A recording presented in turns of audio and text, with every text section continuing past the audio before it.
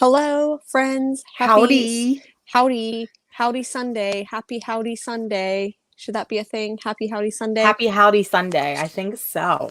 I think it should be a thing. Howdy Happy Sunday. We'll figure it out, folks. By next week, we'll come up with something. So it's a really we're doing our wrap up this week. We've got a ton of books to talk about. February was huge. February was huge. I'm glad it's over. Between that and Future State, my wallet can maybe rest a little bit.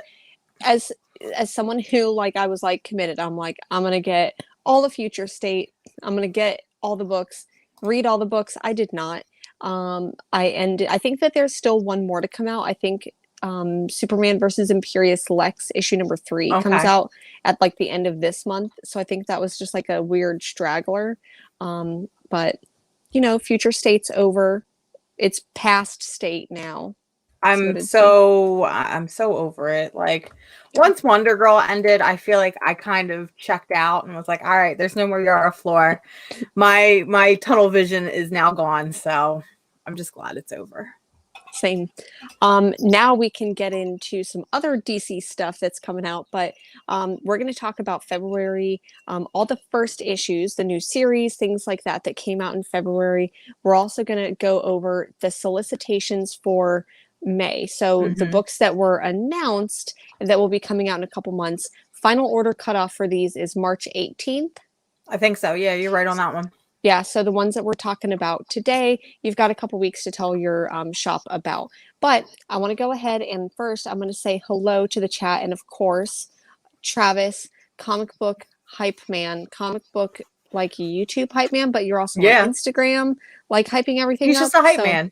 I love it. Absolutely love it. Thank you so much for being here, as always. And thank you for the compliment. We saw it when we were backstage and we're like, oh, that is so cute. That's us.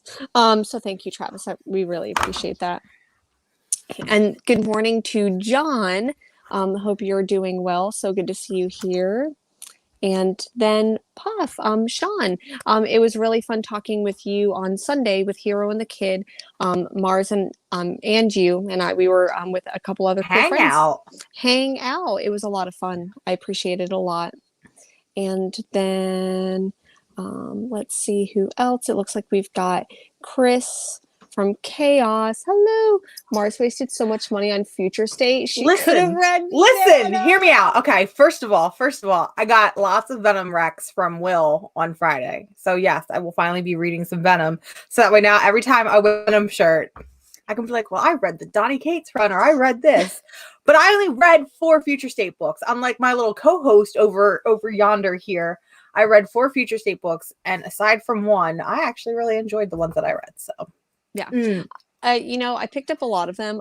I'll be honest, I didn't read all of Future State because at one point I'm just like, fuck this. So anyways, but it's so funny because we were on the show Friday night and you had the Venom shirt and you were getting a little bit of heat for being like, I haven't really read any Venom, but still the knowledge that you were able to drop about Venom, you were like Eddie Brock, this. Listen, and I know about the characters. I just don't know the storylines and I've never read the characters. Listen here. Listen, I got some knowledge up in here. Yeah. So you still get street cred, at least for me. Oh, yeah. And hello to Taylor. Let's see. Oh my goodness.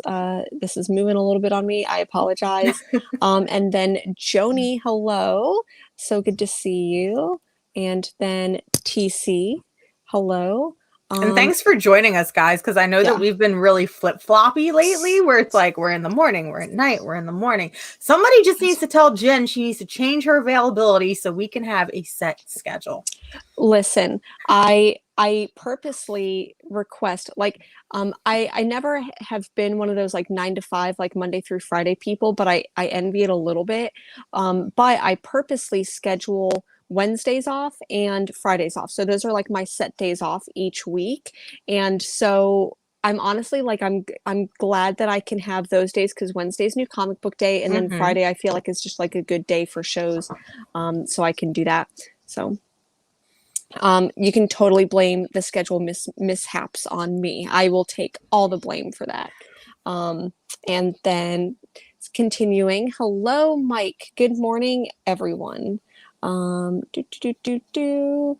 And then let's go ahead and see. Everyone's saying Jen only read 4 but bought 64. It's pretty accurate. I'm like, do I want to go ahead? Like, seriously, like I've been like flip-flopping on this. I'm like, do I want to go ahead and try to like reread all of Future State and just like, I don't know, go. You're crazy. Yeah. Okay. Okay, have fun with that. And do like a recap, and then I'm like, no.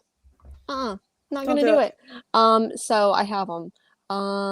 Okay, and hello, Jeezy Cheesy. Hello, all. I really appreciate that. And Oregon, hello. It is early. It's 8:42 on my end of the island, and then your 11:42 here, but that's still early for me, so it's okay. Yeah. Okay. So I know what you're all here for. You're here for us to talk about some books. Really quick, I did want to go ahead and shout out Comic Book Campaign because I bought a couple things and they sent me something extra, which I loved. So I got the variant cover for Truth and Justice. Mm-hmm. And then I got this Kara Zor-El. I love the Future State reprints. I just really like the design for them. I agree. And that was like another part of like, do I want to spend this dumb bitch money? And even though I haven't like read all of them, do I want to buy all the variant covers? There's a part of me that says yes, but then there's like another part of me that says no, but we'll see. If I can get my hands on them, I usually will. Speaking of Future State, okay, no more Future State. I did get this Peach Momoko. Is that Peach Momoko? I think so. It looks like it, but I could be wrong. But it's the nullified version of Spider-Woman. So I just thought that looked really badass. Really pretty. And then I got this beautiful Wonder Woman 768. I thought was really that pretty. One's gorgeous. Yeah. And then even though I will be honest, I haven't read any of Rom V's Catwoman other than Future State. But I did get this cover just because like I think that's so beautiful. And then Andrew at Comic Book Campaign sent this, and I absolutely love it. It makes me also want to collect all of the Timeless variants, but he sent me Timeless Storm, which I think is just absolutely beautiful. It makes me want to frame it, but after I want to make sure that they don't get like sun bleached or anything like that, even though like it's not too sunny here, but yeah, because I had an experience with that recently and had a crisis, but it's okay now. So you know, it's gonna be all right. It's gonna be fine. So let's go ahead and get into. I've got like this stack right here. Let me make sure I got all of it.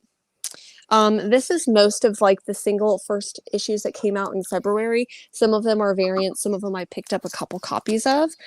But we were kind of talking like, how do we want to do this? And I think we decided we're going to go ahead and go over last week's issues because normally like during the show we would talk about last week's issues. So let's go ahead and talk about the first issues that came out last week because we really, really liked them. Yeah, there were some really, really good ones that came out last week. So where do we want to start? Ooh, you start. You pick. Well, you know what I'm going to pick then. Yeah. Let's just go and talk about, oh God, I'm here falling over on my equipment. Let's go ahead and talk about one of my favorite picks of the week, or of the month rather, and that is Stray Dogs #1 from Image Comics. I was ridiculously excited about this book. Like I was screaming it from the hilltops about how excited I was for Stray Dogs #1. But I was also going into it with just a little bit of hesitation because Image Comics has not been the greatest recently. They've been putting out a lot of quote unquote garbage like Scumbag and Decorum and just things that I don't care about. So I haven't been picking up. But Stray Dogs did not disappoint. It was a fun little Disney / Don Bluth adventure, you know, with razzle dazzle of Seven and Silence of the Lambs in it. So you get that really great, creepy, cute vibe. You get a lot of inner working personalities with all of these dogs. And listen, man, Stay Puft said he read it again yesterday. You got to catch up, man, because I have read this book like 6 times already because I am so in love with it. And as of yesterday, Stray Dogs #1 has gone to second printing. So if you haven't picked it up yet, I need you to pick it up because it is definitely one of the better books Image has put out. And it's only a limited series. I think it's like 6 issues. Yeah. So whether you get it in single issue form, which you should because they've got the really cool horror movie variants. But it's going to be a really, really nice trade read for a lot of people, and especially a lot of like casual readers too. I feel like that art style of Disney and Don Bluth will really draw in a lot of casual fans and then get sucked into it because serial killers and this and that is like, I don't know, the mainstream thing to be like into. I don't know. I just feel like it's going to be a great book for a lot of people. Yeah. And I think the major draw for me is like the serial killer variant covers. So I'm really curious what they're going to do with the second printing. Like, are they going to go like full Jennifer needs to spend dumb bitch money and do like, I think it would be cool if they did like retro like comic book. I don't know if they announced what it looks like yet. I'll have to look into that while we're talking. Yeah. Oh no, so apparently the first one, it just has all, or the second printing, it might be a play off of a horror movie, but I don't recognize it, but it does just have all the dogs on the cover and it looks really, really cool. So I might have to pick it up. Because I know when we were talking about the May solicit, or, you know, the things that are coming out in May, I was looking at the cover for like, because they do the cover A and then they do cover B, which is going to be like the horror movie variant. And I can't remember what it was, but it looked really cool. So I'll definitely be picking up both the covers. So 100%. Stray Dogs, pick it up, read it. It's one of my favorites.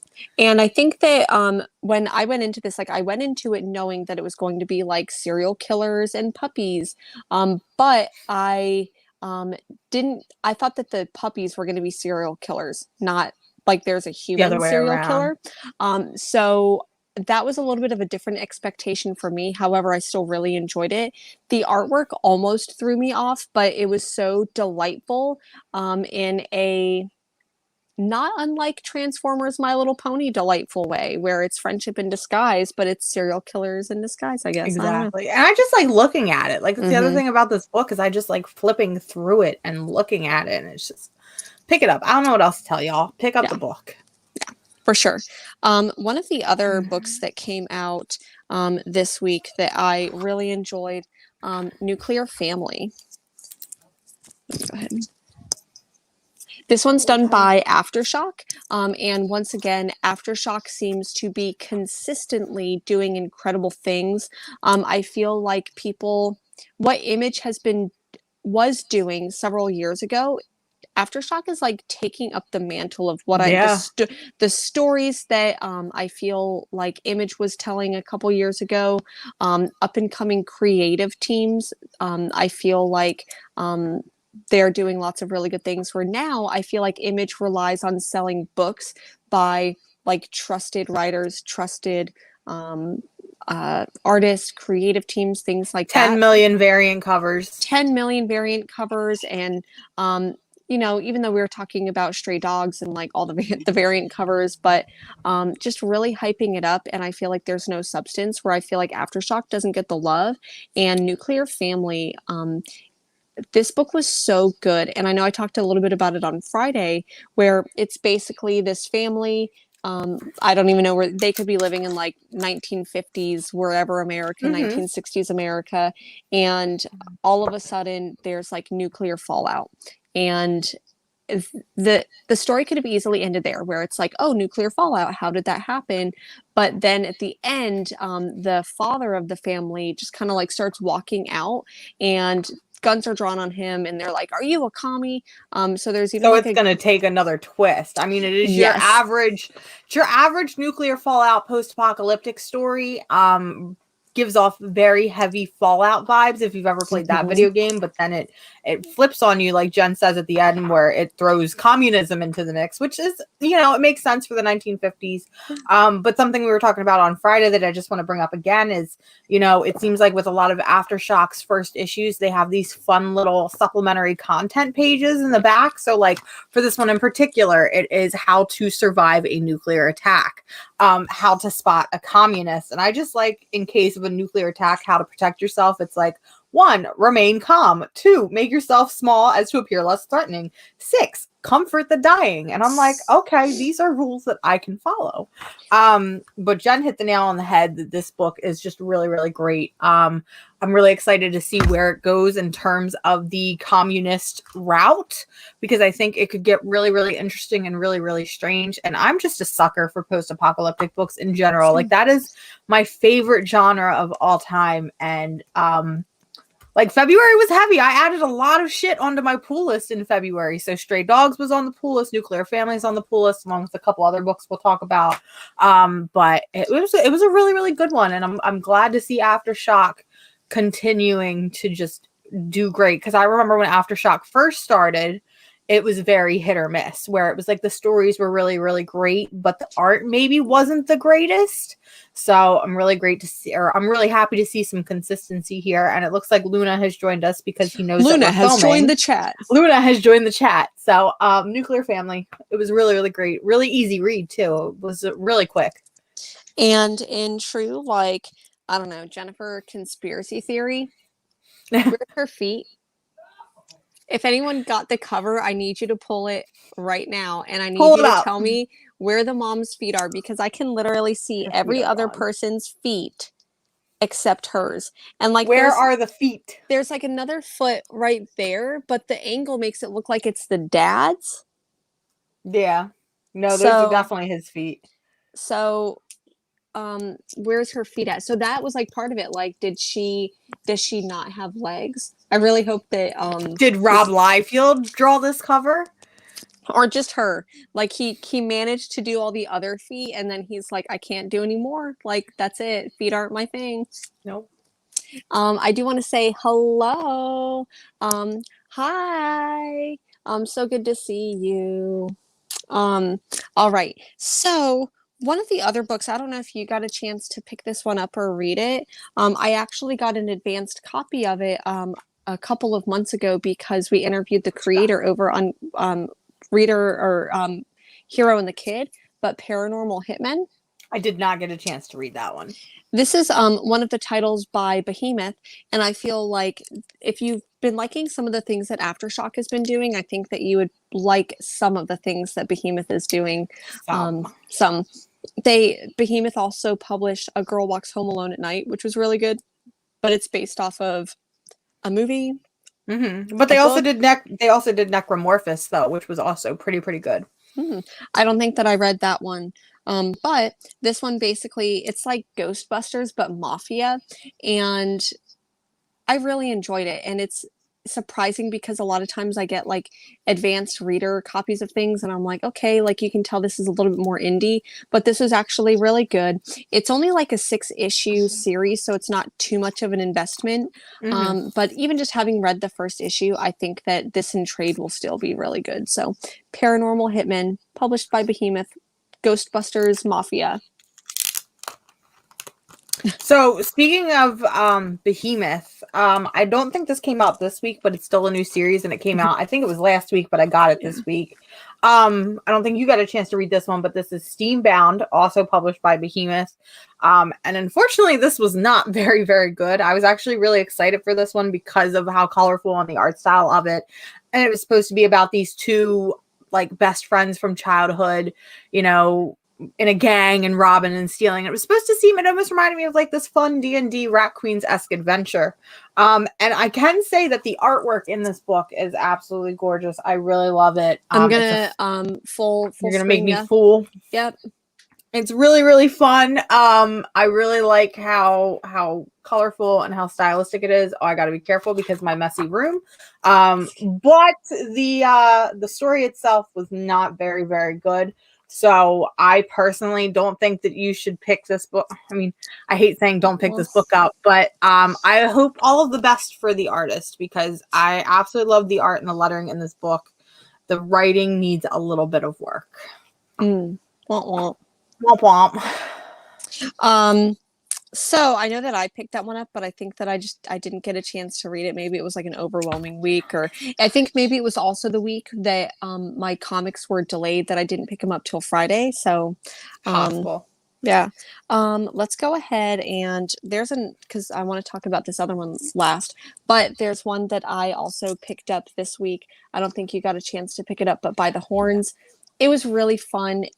It reminded me a lot of some of the books that maybe Boom has been doing because it's fantasy, but it's not over the top. It's very relatable. The main character, and I probably should have reread it so I can remember her name, but she basically is trying to go and um, capture monsters, and she's supposed to get a unicorn, and she just can't, and she ends up getting exiled from her village. So it was really cute, and I really enjoyed it. This is probably one of the Scout comics that I'm definitely going to add to my pull list. Ooh, I okay. had Yasmin on there, but that just finished. Gut Ghost is one of my favorite stories, and that there's actually a trade of Gut Ghost coming out in May. That was in the solicitations that we were looking at. But I really just enjoyed the fantasy aspects of this without being high fantasy where you feel like you have to read a guidebook to get it. Yeah. This almost feels like it could also be a kid's story as well. Like it could be an all ages title. So family friendly read. The art kind of reminds me, at least from what I saw on the cover, kind of reminds me of I Hate Fairyland, which was not a child-friendly cover or friendly story, but it's really, I don't know, it looks neat. I'm mad I didn't pick that one up. Let me go ahead and see if I can. Okay, so this is a splash page right here in the middle. I think you all can see that. So the artwork inside is still really, really good. Let me see here. It looks like it's got that floppy paper quality, though. Mm-hmm. The one thing we got to talk about with Scout is their paper quality. This isn't. It's not too bad, but it's not that the Black Caravan paper, which was a nice cardstock. Yeah. So I really did think that the artwork was good, and I do see on the back that it says teen. So, like I said, good for all ages. Okay. And were there any other ones there is one that came out this week, but any other ones? Not that the only other one that I have is maybe Two Moons, unless you were saving that. That's exactly what I was saving. I do want to say hello to a couple people. I want to say hello to Bookish Realm. Good morning. Good morning. And then hello to Brandon at Comics Kings, just waking up. Oh, I feel you. Yeah. I see coffee being mentioned in the chat, and I feel like I have to just someone asked me about this actually. Listen, man, my friends. We always have coffee, death before decaf. I've got coffee and I've got tea here. So she's double caffeinated, y'all. I am here. I'm here. My body may not feel like it, but later I'll be like, I am totally here. So let's go ahead and talk about Two Moons, because that was the last one from this week before we get on to the rest of the month. Oh man. So we went over this one on Friday, but I had just kind of skimmed through it on Friday and was kind of not BSing my way, because what I said I really, really did mean, but being able to actually take the time and sit down with my coffee and read this book this morning. I actually really, really liked this book, and I am not a huge history. I like history, but I'm not a historical fiction buff. I don't know how to explain it, but and especially in the Civil War, I don't want anything to do with that. This book was such a shocker. It had such a Philadelphia meets I said it again on Friday. If you were there Friday, it's a little bit of a recap, but it's Philadelphia with a little razzle dazzle of These Savage Shores, and then just a pinch of Jeff Lemire's Moon Knight, because it does play a lot into mental illness, which is something that I really appreciate in comics, because I feel like it's something that we don't see enough. And when done well, it can be really powerful and really effective. But just the art style and the supernatural elements behind it, I just really, really enjoyed it and was really shocked by it. So I don't know if I'm going to pick this one up in single issues, just because it's going to be one of those cases where once it's compiled, I'm not going to have anything to do with it. I might wait till the trade. But either way, this book is definitely on my radar. And I think that if you do like books like Philadelphia, because I'm not kidding when I say it gave me strong Philadelphia vibes, you should be reading this book. Also, yes, I am drinking iced coffee out of my little skull mug, because I don't drink my coffee fast enough. So if I drink hot coffee, by the time I'm done, it's iced coffee anyway. So you might as well just ice it all the way. I have to say this since we're on the subject of iced coffee. So, living in Florida, like iced coffee was a thing because it's just so hot and like the Yeah. iced coffee is so refreshing. Like I would literally have like 3 iced coffees a day. Since I have moved here to Oregon, I feel like I have not gotten a good iced coffee. Like I don't know if it's and even from the same franchises, like the iced coffee is just not as good. I don't know if it's like the water filtration or what it is, but like the iced coffee has been disappointing here. So now I feel like I've gone on to I make like a French press every morning. So I'm that Ooh. dumb bitch making French press in the morning. So if anyone can recommend, so Oregon, like if you can recommend some good iced coffee joints, let me know. And iced coffee is coffee because I literally pour it from the coffee pot over ice. And that's it. It's coffee, buddy. It's coffee. As long as it's not like too like overly like, because I feel like if you add like way too much sugar, then it's just, I don't know, or like frappuccinos and things like that. But come here for the comics, stay for the coffee. Stay for the talk, coffee right? chat. Yeah. Comics and coffee. Yeah. That Bueller does comics and coffee and comics on Monday morning, so we can't steal that show from him. So anyways, let's go ahead and get back onto comics. There is another one that I want to mention because you and I talked about it last week, and this is not a first issue that came out, but we dragged this comic book through the filth. It's not my proudest moment. And then the second issue came out this week, and if I can say it, y'all, we were shook by how good the second issue was. So I want to take back everything we said about the first issue, but man, I feel so embarrassed. I feel like we just had to have like a moment for this book because we trashed Crimson Flower, and no joke, I read issue 2 and like this cover is so beautiful. Y'all need to read Crimson Flower. I think, don't quote me on this, y'all, but I think this is like going to be one of my favorite series of 2021. Oh my God. I feel so, is this what it feels like to eat your own words? I could probably write a whole essay on this book. Like that's how much I really love it and how much I appreciate it now, because looking into it and knowing that, not knowing the history behind it, but knowing the premise behind it and how a lot of it comes from Russian folklore and a lot of it comes from Russian fairy tales, and seeing that kind of played into it on top of her mental illness and how we get that flip-flop back and forth where, yeah, she's going around and she's killing people for just reason, I hope, because we'll find that out. And I've got some theories on that. She's going around and she's killing people. She, in her head, puts herself off as a righteous hero and as a fairy tale hero, for lack of a better word. And I think that's why we get the covers, the variant covers that are very fantasy and fairy tale-esque. But like, man, this is just, it feels like, I was thinking about this the other day when I was reading this. It feels like Matt Kint wanted to write this as a Black Widow story and kind of dive into Natasha's psyche, and Marvel was like, no, that's too weird. We're not doing it. Too much. So he was like, so he was like, you know what? I'm gonna go to my own publisher and I'm gonna do it myself with somebody else's name that just happens to look like Black Widow, and she's also Russian and does this and that. And I'm like, and it's like an assassin low key. Exactly. Yeah. But man, this book, listen, do not judge a book too quickly before you read it. Don't judge a book by what book reviewers say. Like, just don't do it, because, yeah, it's not the prettiest. It definitely is not the prettiest, but it makes sense, and now I appreciate it more.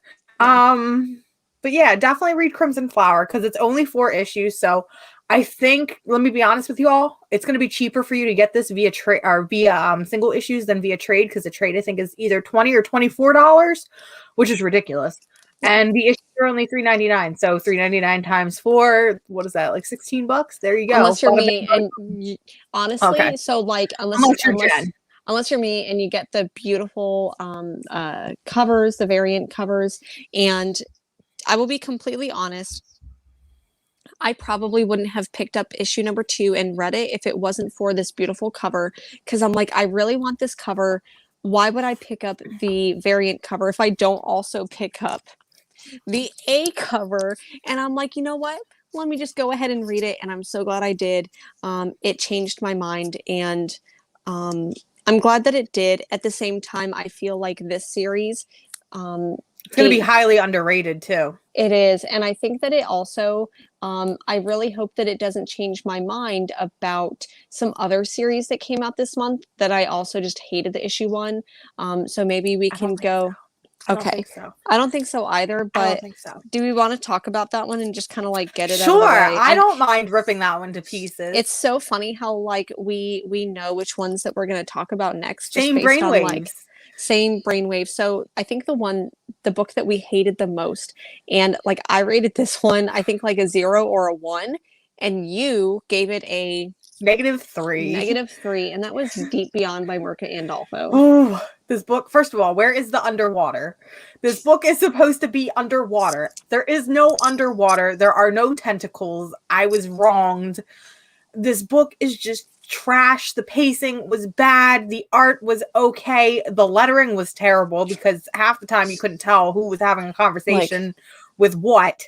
And I read this book digitally, so it made it even worse. I'm really glad I didn't spend like hard money on it because I might have actually set it on fire. That's how upset I was with the book. It was just bad. Mirka Andolfo at this point is 3 for 3 in terms of she cannot write a book.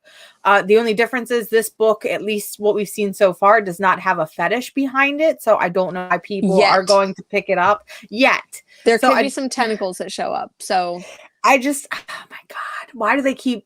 She's a phenomenal artist. She's a ridiculously phenomenal artist.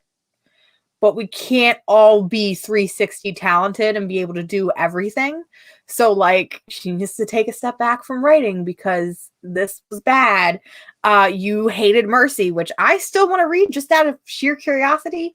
Unnatural was bad, and The Unsacred was bad. Like, please stop giving Mirka Andolfo writing credits, please. Like, I will buy, like, if there's a variant cover that Mirka Andolfo does, I might write it I might read it if someone else is writing it, but I feel like there's just something not connecting in her work, and I feel like sometimes writers are really good at writing characters, and then sometimes writers are really good at writing like plot or like idea driven books. Okay. And I feel like with hers, like I don't get a connection for either. Like maybe there's a hint of a like a plot there, but then the characters I just don't connect with. So maybe it needs to be that, maybe it needs to be more world building. I'm not sure what it is, but I feel like I'm not connecting with the books whatsoever. Characters, plot. And with Deep Beyond, it was sold as one thing and ended up being another, and it's like, where is the water? Please, somebody find me the water. Give me because tentacle porn at this point. It's supposed to be a water world cyberpunk, and there's no water. Instead, there's just really weird cows. Why is that the thing that I remember? Is that they cloned cows for food, and they were glad that like there was a 6% chance of them dying. I'm mad that is what stuck with me in this book, is the dumb cows that they cloned for food. Yeah. But that's where we are, I guess. That's where we are. So, like I said before, if there is tentacle porn in this at some point, please let me know. Let us know. I'm not going to do a Crimson Flower where I, pick up the second issue. So if there is a difference. Crimson Flower, we looked at it. We didn't read it. We looked at it and we're like, oh, this is ugly. And then we read it and we're like, wait, this is actually kind of good. Whereas Deep Beyond we just read it and I hate Reddit. And I don't know if Ryan watches our show, but Ryan, I'm blaming you on this one, buddy, because we could have been reading Yara Flor, and instead I was forced to read Deep Beyond. I'm glad that we hated Deep Beyond on that show, because we also got to talk about how much we loved, like those of us who did read Wonder Woman did end up talking about it, but it was just me and Greg. So Yara Flor, our Lord and Savior. So good. Bookish Realm mentioned Unnatural, and I agree. I think we're on the same page where it seems like you've read volume 1 and volume 2 and haven't read volume 3.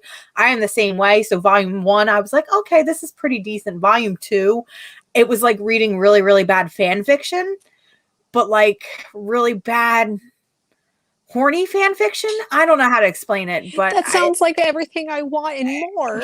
I mean, on paper it sounds great, but when it was executed, it was terrible. So it made me not even want to pick up the third volume. So yeah. And Travis, we're going to talk about Wonder Girl. Trust me, we are talking about Wonder Girl, my dude. I promise. We are going to get to all of the solicitations that are coming out in May. So, what else do you want to talk about? I mean, like, we still got a good chunk of books here. Well, we're on the topic of Image Comics, so why don't we just bang this one out? So this was Radiant Black. I liked this, but I really wanted more from this. I feel like this is good. This is definitely going to be a trade read for me if I read it at all.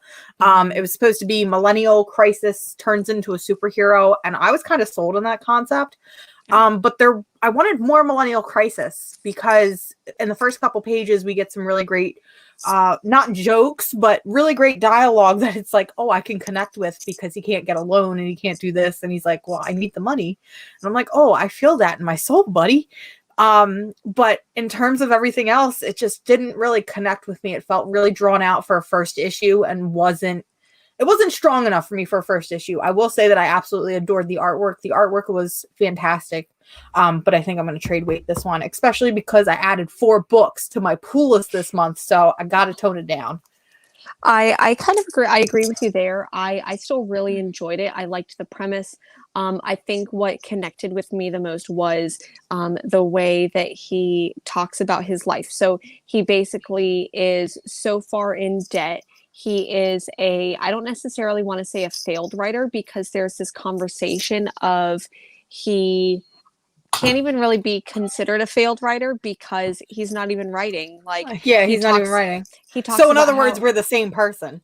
That I really connected with that is like someone who I feel like I'm really creative, but the like output of my creative energies is not there. And I think that like really spoke to me. Mm-hmm. So I do hope that the conversation continues with that. I'll probably go ahead and pick up issue number 2 of this, but I think that depending on how that goes, it could easily be a much better trade weight. Mm-hmm. I also feel like if you liked Radiant Black, I really feel like you would like Commanders in Crisis by Steve Orlando. Yeah.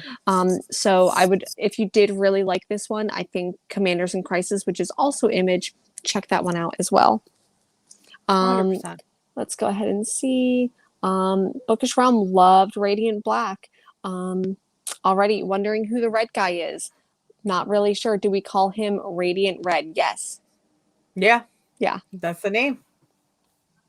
What other Image ones came out? I think that was it for Image. I think we covered all of Image because we got Deep Beyond. We did Stray Dogs, Two Moons, Radiant Black. Mm-hmm. I think we covered it for Image, so I guess we'll move on to other publishers. So do we want to go with Boom first? Yeah, let's go ahead and do that one. I know that you really liked one particular, I mean, I think you liked both. I liked both. So we'll talk about this one first because it's on top, and that is Orcs by Christine Larson. This was definitely meant for a younger audience, so not necessarily for me, but I still did really, really enjoy it. It was just a really fun D&D adventure with orcs, and orcs are my favorite race. I will always play an orc when I play D&D. But I really like the character designs in this, and I think this is a really, really great comic for younger readers. And maybe I'm hopeful for this, but I could see this being adapted into like a Netflix cartoon or something. So ooh. I just think it would be really fun. I think Christine Larson's art style and her cartooning lends itself to a really inventive and creative world. So if you have younger readers, if you got family or kids your own, I think this is definitely a fun book to kind of sit down and read with them. And I agree. I think that the artwork really reminds me of something like Steven Universe. Mm-hmm. So like D&D Steven Universe, because it really goes into that like I don't know. I enjoyed this title. I think that this is going to be a really good trade read, especially for young readers.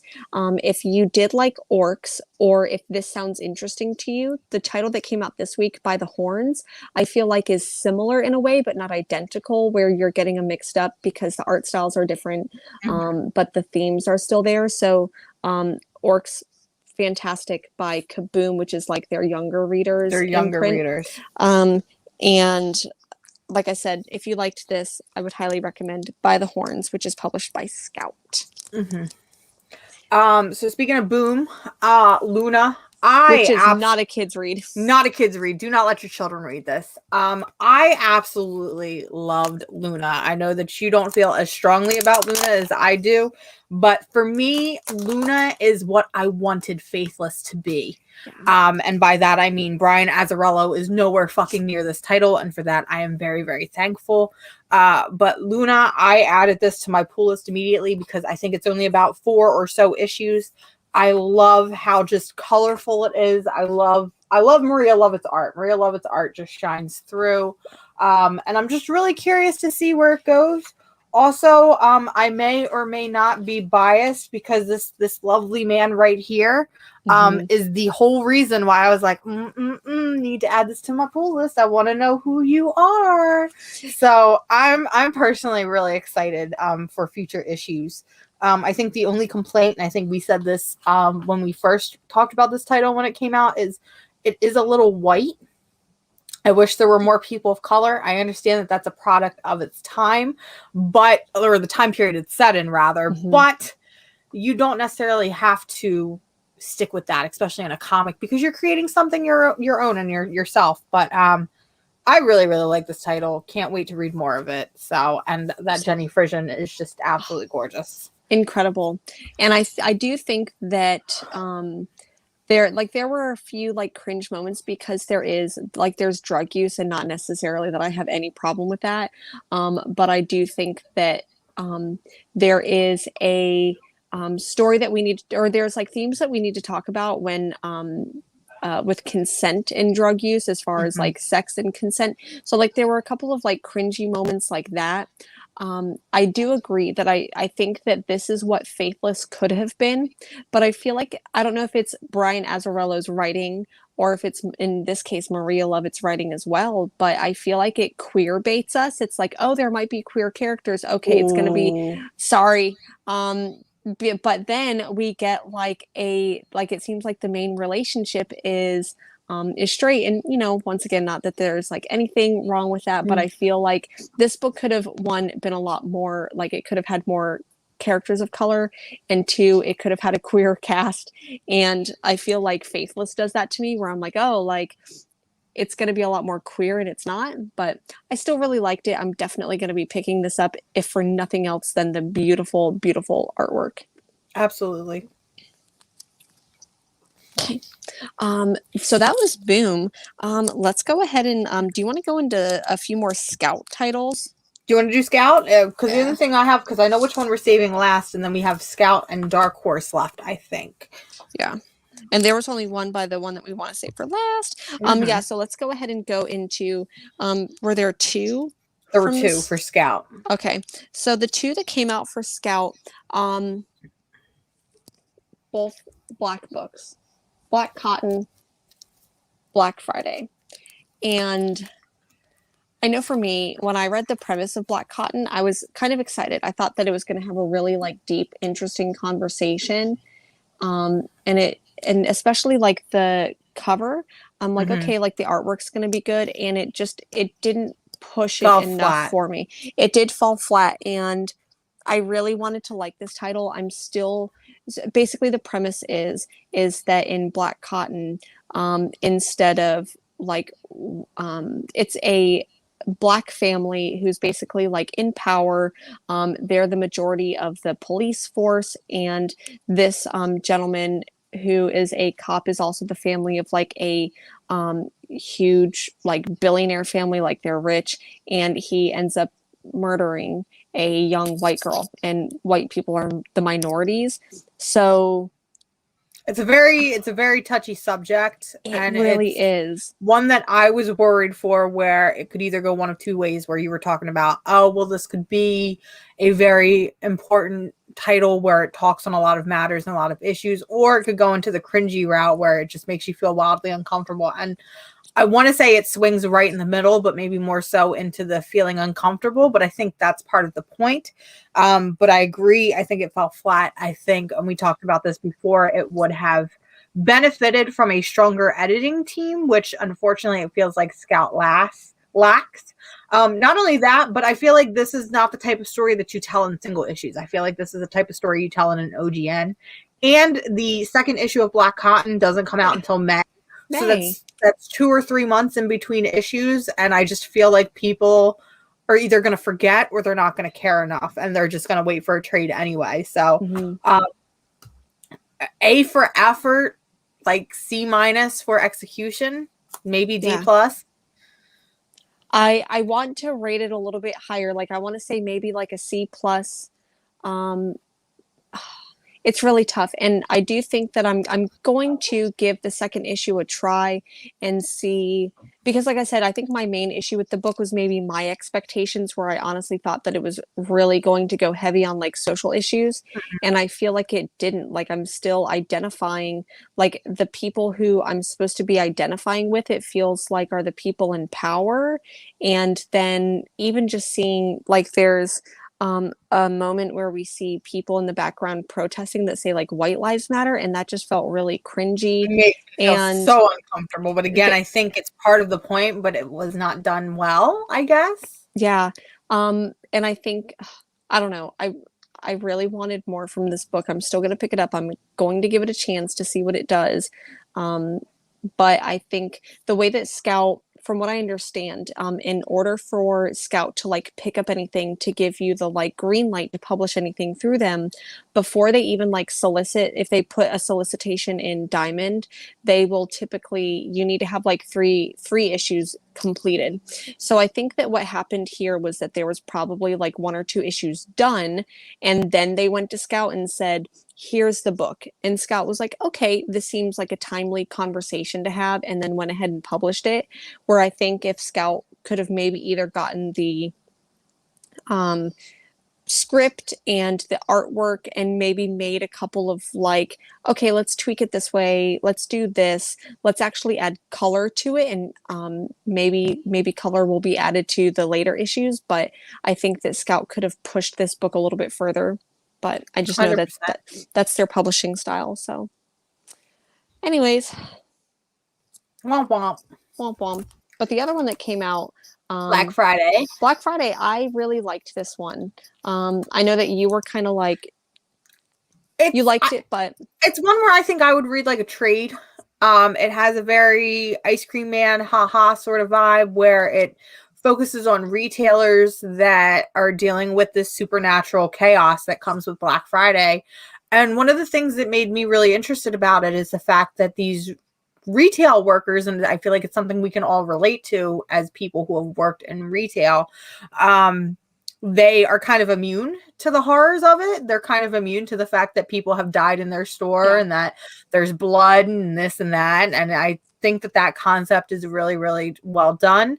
I just feel like the first issue itself fell flat. Whereas if we look at other first issues like Haha or like Ice Cream Man, but I feel like maybe that's because they're anthology. And I've always stated that horror does best as an anthology, and it's a little harder to do when you're doing it issue by issue. But Black Friday, I think, has the same problem Black Cotton has, where it's going to be 2 more months before we get another issue. So for somebody like me, while I kind of enjoyed it as I was reading it, I'm not going to pick it up 2 months down the line. I'd rather just wait and see if there's a full trade and go from there.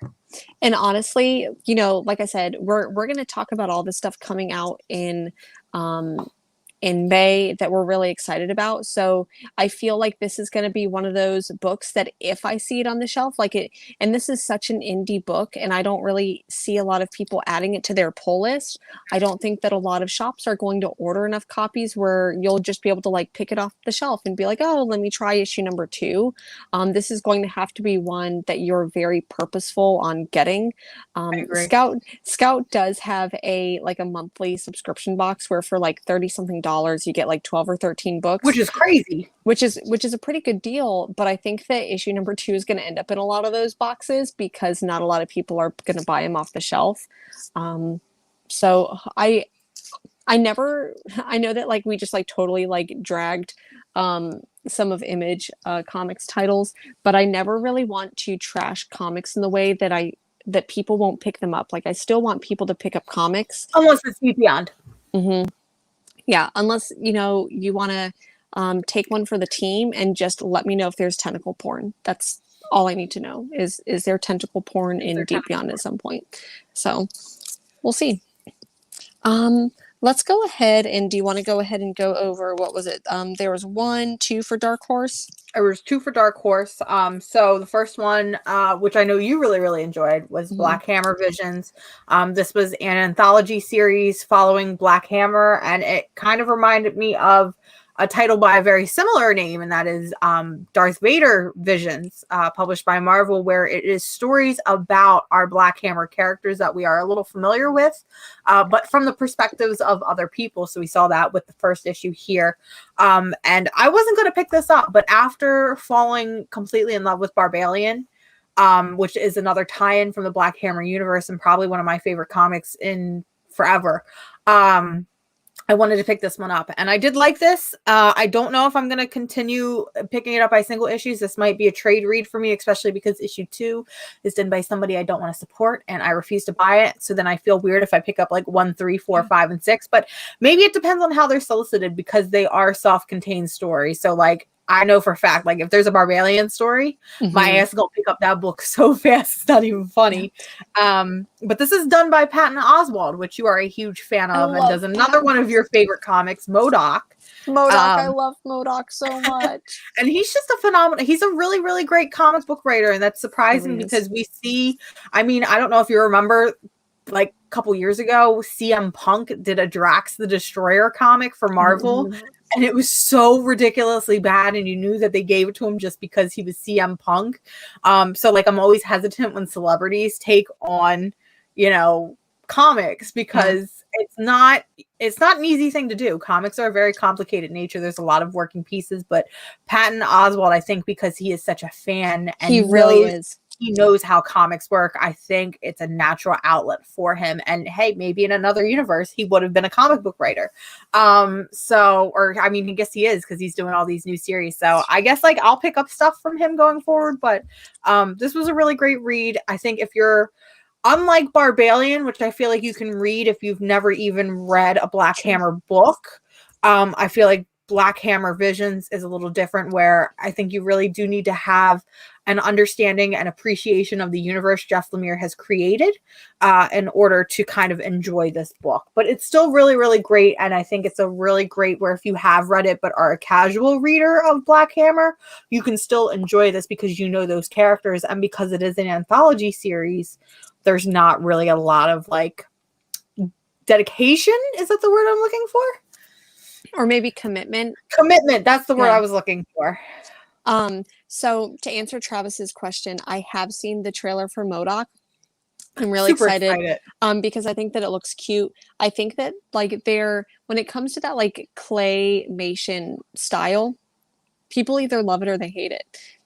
So I think that if you go into it knowing it's going to be like claymation, like it's not going to be like obviously live action, it's not going to be like cartoon illustrated, but I do think it's going to be really fun and interesting, and I just think it's going to be good for a laugh, and I think so too. And Patton Oswalt is doing the voice, so it makes a lot of sense to me. Yeah, it's going to be fun.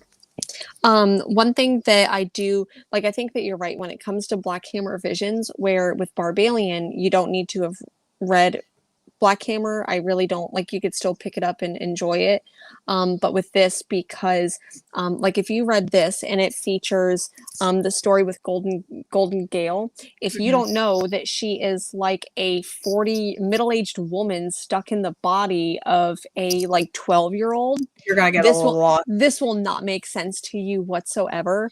And to me, this was a total love story as well to Ghost World and Daniel Clowes. So I think that there are going to be things that like comic book fans pick up in that. So I really appreciate Patton Oswalt for this. It was a good book. It was fun. It was a lot of fun.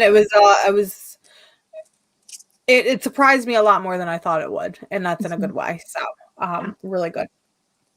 The next one on the list for Dark Horse was Fear Case. I really like this cover. I think that this cover is just minimalistic and simple. And while it's not like the brightest thing on a shelf, I don't know. I really, really like it. This felt like a better Department of Truth to me. I love Department of Truth. I know you do. So it kind of hurts me to hear you say that. but I really enjoyed this. I honestly went into it really blind, not knowing what it was going to be, and maybe that made the book so enjoyable for me because it just defied whatever expectation I thought it was going to be. And to kind of go over it, because I know it's been a while since we talked about it. Fear Case, it's a 4-issue miniseries, which I think is another really great thing, is that it's going to be really sweet, short, and self-contained. It's also done by Matt Kint, who did Crimson Flower. But it's a story about, it's like a crime thriller story about this briefcase where you have 3 days to give it to the person you hate most in the world, or it's going to go to the person that you love most in the world. And we don't know for sure, but I'm pretty sure it kills them. So it's kind of like another Seven-esque story, where it's like a race against the clock, and it's this supernatural theory or like thing that's going on, and we don't know what the fear case is yet. We don't know its origin. We just know that it's killing people. And I think that the concept behind it, where you have to give it to the person you hate the most, or it's going to the person you love the most, I think that that's really interesting. This is another one that I could definitely see being adapted for like a Netflix series, because it is a very mainstream concept that I think a lot of people will love. Yeah, for sure. And it's got this like really interesting like hint of supernatural, but not overly done supernatural where you need to explain a mythos or anything like that. Agreed. And the characters are pretty relatable too. And the two main characters are basically detectives. And as a rookie, you're given the fear case like file where you have to try to solve it, but no one's been able to solve it. So it's a really interesting, like, I love it whenever you as the reader are also You're part of solving the the mystery. story. You're part of it. Like you're trying to solve the mystery at the same time that the characters are. Like I think stories like that are really fun. And I think the when we were looking at the May books that are coming out in May, the last one does come out in May. So I do think that this one will be a really, we'll probably see the trade sometime in what like June, July, something like that. And I think this is probably going to be another one where it's going to be, if you're interested in this book, it's going to be cheaper for you to get it via single issue, because it's only 4 issues at $3.99 a pop, whereas the trade is probably going to be solicited at like $20, $25 maybe. Mhm. But I think this does have a lot of casual appeal with the sort of crime thriller aspect to it. And I could easily, like you said, I could easily see Fear Case being adapted into, I would say, like a Netflix movie, like they did with Old Guard. I think that if they ended up doing a series, which I wouldn't be opposed to, they would be adding a whole bunch of stuff, a whole bunch of filler stuff, and it may end up like much slower. Where if they did an hour-and-a-half movie, and that's just me basing it off of what I read in the first issue, but alrighty, so we've got some, you know what? I want to talk about Aftershock in a little bit, but I do want to talk about the one from AWA, the one I know that we... Is it what I think it is? Oh. Did not like this book. Made me really uncomfortable. Please do not write a comic about revenge porn. It's just... Don't like it. In all fairness, the book is like a lot more... Like the revenge porn kind of comes at the end, but basically this is about this woman who can she have it all? Can she have a family and kids and a high profile career? And she ends up I feel like the script, God forbid a woman be successful in America. So like that's kind of how it felt.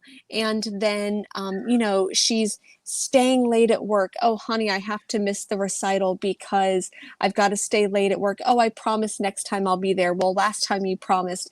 And she ends up, spoiler alert, she ends up having a casual fling with this gentleman from work who kind of, it feels very creepy the way that the interactions with them, because you can tell that there's like sexual chemistry between them, but then after this like casual fling happens, he's like, I need to... continues to pursue it, and she's like, nah, and she's like, no.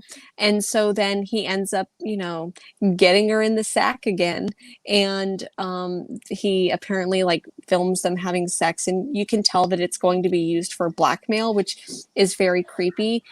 And I feel like what made this for me very uncomfortable is like I'm intrigued because of the story and I want her to get revenge, but I'm not sure who I'm supposed to Root um for?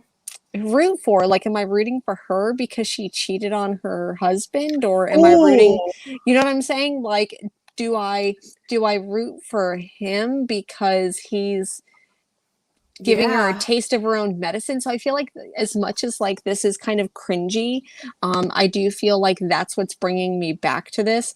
And I honestly, because of the cover, it gave me some serious like House of like Secrets, House of Mystery vibes. So I thought it was going to be more supernatural than it That's what was. I thought when I picked it up. So it's only 4 issues. I'm probably going to pick it up issue by issue. But Can't believe you. I know, I I think know. what ruined it for This is me, never I mean, I think what ruined it for me, other than the fact that this is a creepy revenge porn story, is the author notes in the back. And I very, very rarely read author notes. I'm a terrible person, I know. But I, for some reason, read the author note of this book, and he's talking about how this story is personal and how it took him to a place he didn't expect him to go. Not only that, but his author photo is just insanely creepy itself. So whenever somebody says that a story is personal and takes them to a place yes. they didn't want to go and it involves revenge porn and women, I immediately need to be out. Like, I need this issue out of my house. I'm going to sell it somewhere. I don't know. I don't know if I have Give to it burn it, away. but I am terrified that this man's going to come knocking on my door now. And it needs to be gone. I got to get it out. Yeah.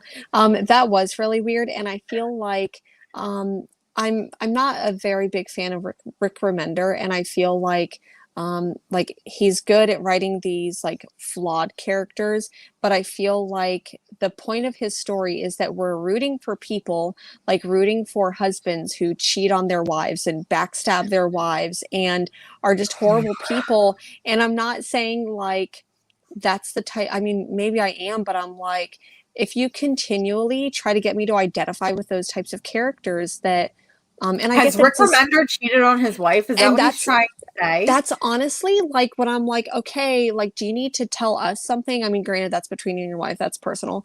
But then like I've also like heard stories about like things that he said about his wife at conventions, and it's just like, straight people, are you okay? Like, Blink twice if you need to be rescued by your local queer person. yeah. And to me, like, I think that that's why I don't necessarily like believe in marriage. Like, I just don't, monogamy is not real, but honesty is. And like, I get that. Facts. But I do feel like that whole, people need to get married, but then at the same time, it's like there's this whole culture with especially boomers that's like, I hate my wife, come take her from me. Old ball and chain. And it's like, if you don't like someone, like, just fucking get divorced. So I don't know. This conversation has taken a turn that I am enjoying but did not expect, and I agree 100%. Yeah. So come for the comics talk, stay for some coffee talk and relationship And relationship advice. and breaking gender norms and everything else. Whoo, boy, howdy. So Howdy, casual howdy. Happy fling. Sunday. Casual fling. Um, so let's go ahead and move on to another publisher. I really just want to get this one out of the way. I know neither of us really liked it. It's like the only IDW book. I didn't even pick it up. Okay, so I'll go ahead and just kind of like go through it for a little bit. Chained to the Grave was pretty darn good for the artwork. I am super confused. Like, this book, I'm like, it's smug aura mocks me. Like, it made me feel stupid reading this because I wanted to like it.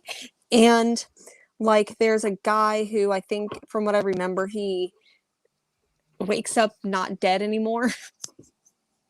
And I don't know, the story's really not even about him, but I feel like I don't even like any of the other characters. So it wasn't horrible, but I really just, I don't.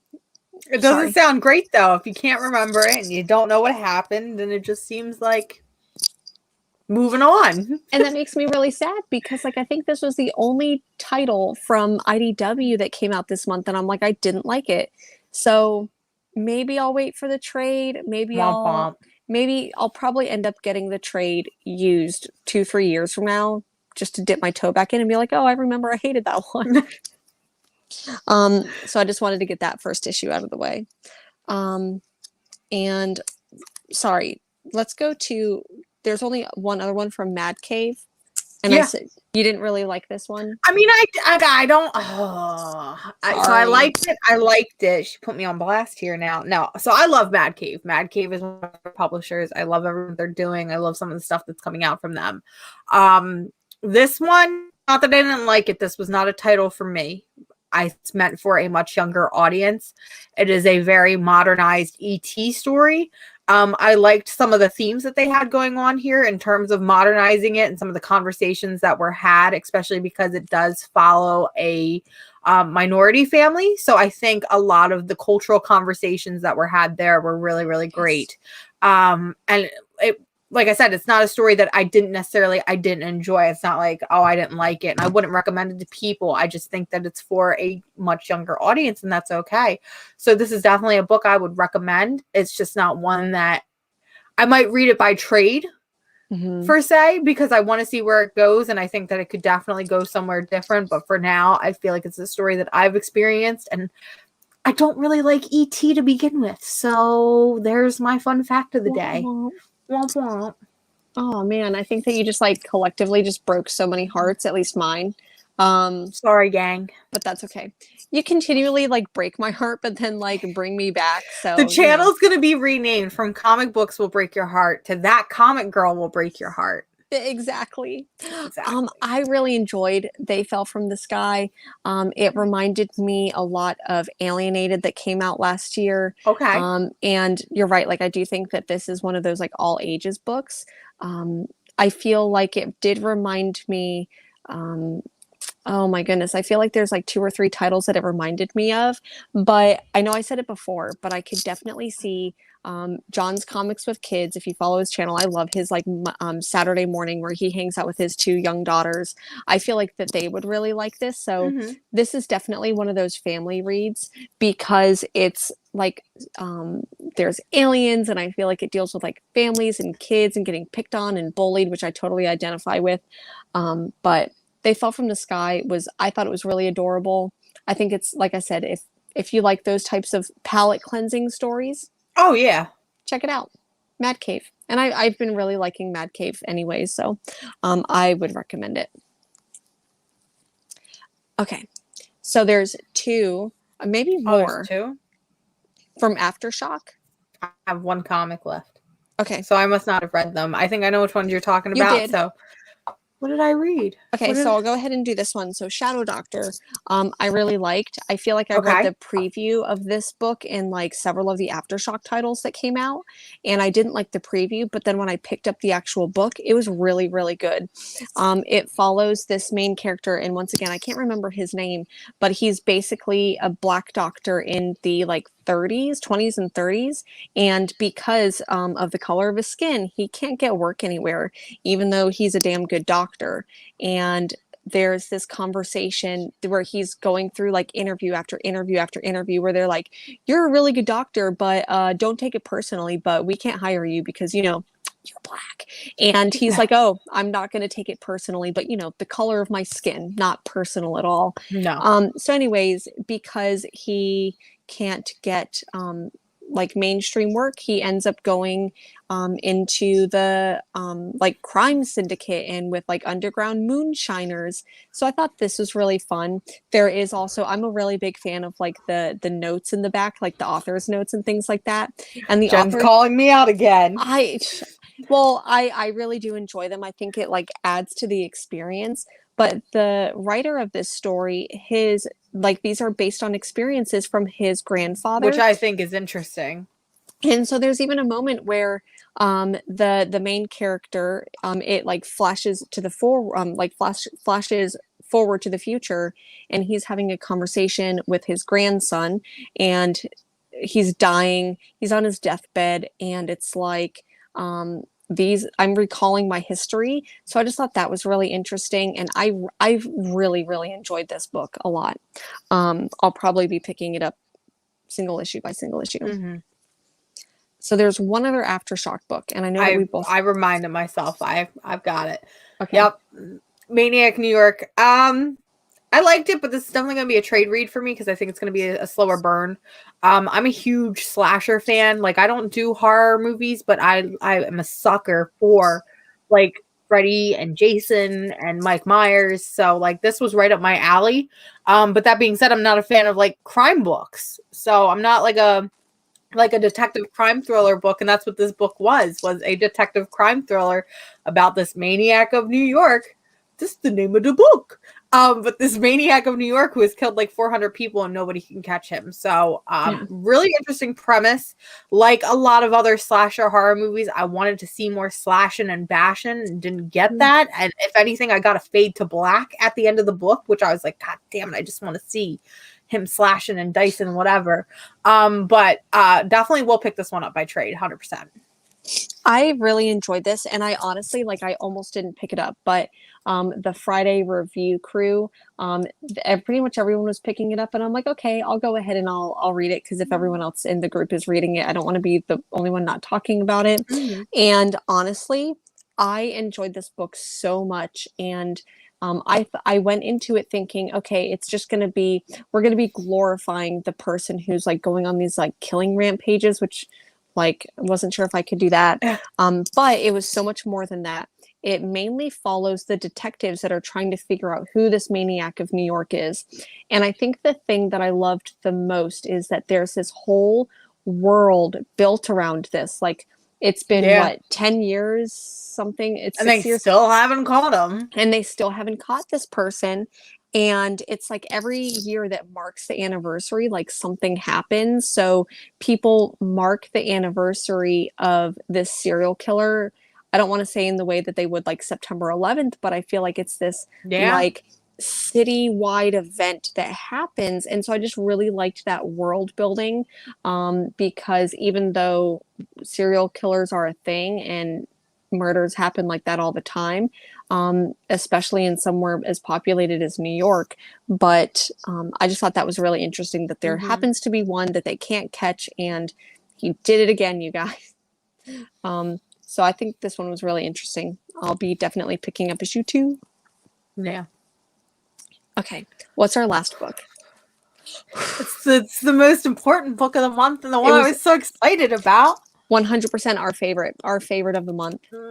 Tall Heart, which it just got announced to go to second printing, which I'm ridiculously happy about because it proves that people want to read queer books and people want to read queer romance books, even if there's monsters. So I'm hoping that means we'll get more books like this. This was my most anticipated book of 2021, and it did not disappoint.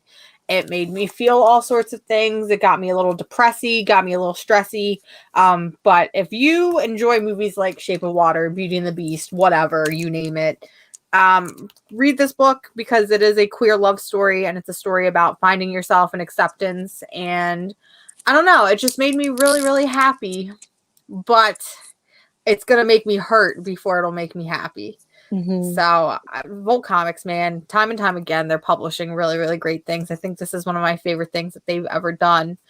Maybe because it just feels personal to me. But I can't wait to see Elle grow and see how he sort of accepts himself and just goes from there. I could talk about this book forever. For real. This book was it was good, and like you said, it was heartbreaking. There are these moments where the main character Elle is, and I think it's this character that's like narrating, and he's talking about this goldfish in a bowl, and that the goldfish, this kid had a goldfish and it died, and so the parents didn't tell the kid. But then they buried the goldfish in the backyard, but they still bought a new goldfish for the son, so the son wouldn't like learn about death. And I think what really gets me is that there's so much like anger, and so much of this anger of this character comes from its circumstances where he's being used, and he talks about like how painful this experience is. And I want to try to find one of the panels. He's basically he's trying to die, for lack of a better word. And I think meeting Mateo, who is the engineer assigned to him, to I guess keep him up to date and keep him up to code and fix him up.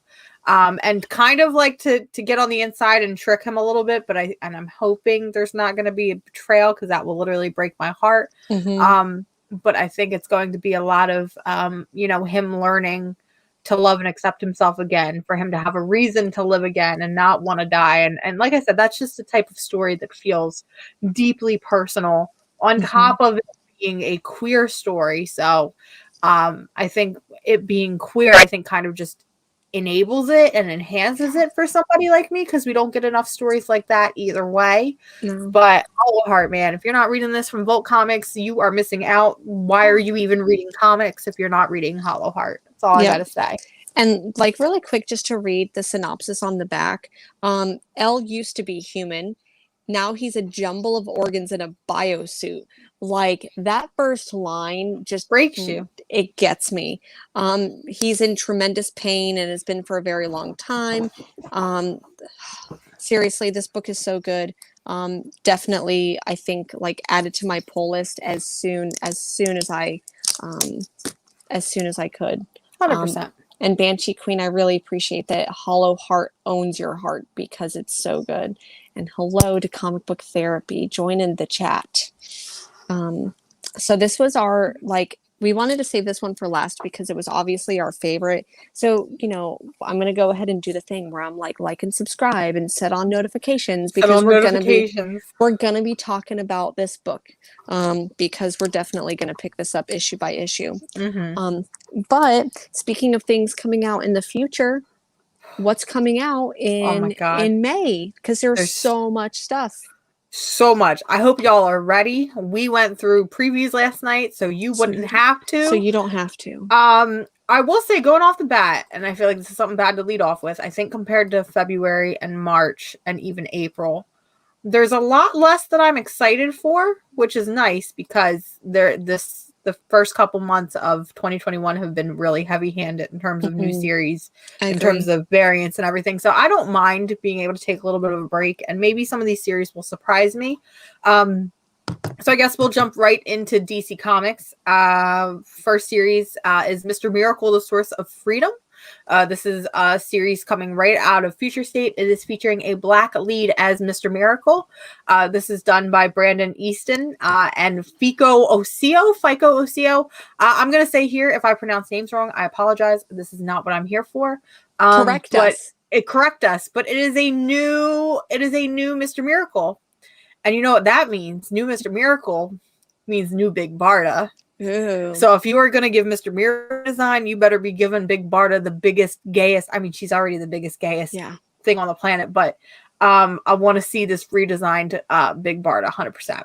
I would really love to see in this new Mr. Miracle, I would really love them to explore the whole like new gods, like apocalypse type stuff. So, because I think that for me, that's where the Future State totally missed the mark, is that they had such a good opportunity to introduce like either more, and I'm going to talk about Granny Goodness. So like, man, they need to. The Furies? Oh my God. Can I get a Furies book that's good? Because listen, I waited years and years for a Furies book, and then that book ended up being the biggest trash dumpster fire and ruined my life and almost made me quit DC Comics forever. But that's a story for another day.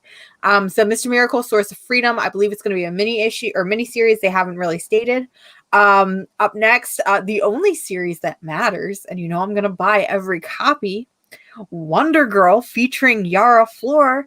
If you were not reading Future State, that's fine, but you need to read Future State Wonder Woman, because it introduced Yara Flor, who is the best goddamn comic book character to exist since, I don't know, name somebody, but she is the best girl. She is my new wife. I love her a million times. I'm going to be picking up every single cover, and it's done by Joelle Jones. So I feel like it's going to be, I think the Wonder Girl series is a prequel, maybe, or maybe it's I don't know if it's a prequel or a sequel, but it's going to have the same tone and style as the Future State book, because it is Joelle Jones. So if you liked that, obviously pick this one up. I honestly really hope that it is a prequel, because when we went into Future State with Wonder Woman and Yara Flor, it's like we were just immersed in this world, right? Like we weren't really given an explanation. It was just meet us where we're at. We kind of knew what was going on, but it's about Yara Flor's search for one of her fallen sisters. Spoiler alert, she doesn't ultimately get her sister, so maybe it might be one of those like jumpy back and forth. I hope that maybe she does get to rescue her sister. So I do want to go ahead and answer this question right here. Was that one of DC's recent-ish announcements? I heard them something about announcing new titles, but haven't looked yet. We're going through all of the stuff that got announced for May. Even though DC isn't in previews, this is all like new stuff coming out in May. Yep. So we try to cover it so that way you don't have to jump everywhere, because ever since DC has split off. Yes, listen, Granny Good. I will talk about Granny Goodness for 20 fucking hours. Okay. Listen, that is my best girl. I love her to bitty pieces. Please hire me to write the Granny Goodness origin story, because I got you 100%. But yeah, we're covering everything so that way you don't have to. And my goldfish brain just activated because Travis mentioned Granny Goodness. Anywho, spiraling out of Future State, again, we talked about this a little bit I think 2 weeks ago, but Future State Gotham, which is Jason Todd, so you know I'm going to be picking it up, and they made Jason Todd not look ugly, so I'm here for that. Because Jason Todd, they've massacred my boy. That's all I'm gonna say. Is I don't know why he's got crowbars. I don't know what's with the dumbass mask he's got going on. I think it's because of a lot of this stuff from like the Clown Hunter stuff. Like I feel like they're going with like that style aesthetic. But I think this was before. I think he had this look before, and he honestly just looks like a shitty Winter Soldier at this point with his dumb mask. So bring my boy back. Great value. Great value Winter Soldier. So bring me that back. Comic Book Therapy asks, is the new Yara series limited to a short series? They did not specify. I'm thinking it's going to be an ongoing, and if I'm being quite honest with you, I feel like DC Comics is going to pull well, let's see how it does, and if it does great, then it's going to be a longer ongoing series, and if not, then they're going to push it to like a limited series. So if y'all want Yara Flor to survive and thrive, pick up 40 copies like I am. But yeah, add it to your pull list too. Add it to your pull list. Let your comic book shop know that you're excited about it. 100%. Because pre-orders are massively important. They really are. And I know from what I've heard from Image, it's like, especially when it comes to creator-owned stuff, like a lot of creators get money a bigger cut up the single issues rather than the trades, which mainly go to the publishers. So just make sure that if you want to support, especially if you really like a creator and what they're doing, pick up the single issues, because that gives them a job. 100%. Continuing through DC Comics, we got the return of Milestone. So Milestone returns Infinite Edition number 0. This, from what I'm not familiar with Milestone, but I know it was a big thing in the 90s, featuring a lot of black superheroes, which I think is really, really exciting. So I know they just announced, now this isn't in solicitations, but they just announced a Static Shock series from Vita Ayala of all people. So I think that's going to be exciting. And I'm just really glad that DC Comics is giving light to more than just Batman and Superman. That they've been doing. And I really think that I really hope that they do ongoing series, because like seriously, if you know the history of Milestone and what happens, like Milestone was trying to really push the boundaries on the stories that they were telling. It felt like DC didn't want like authentic black stories being told. And so it just got pushed to the sideline, and the creators really wanted to go far with it.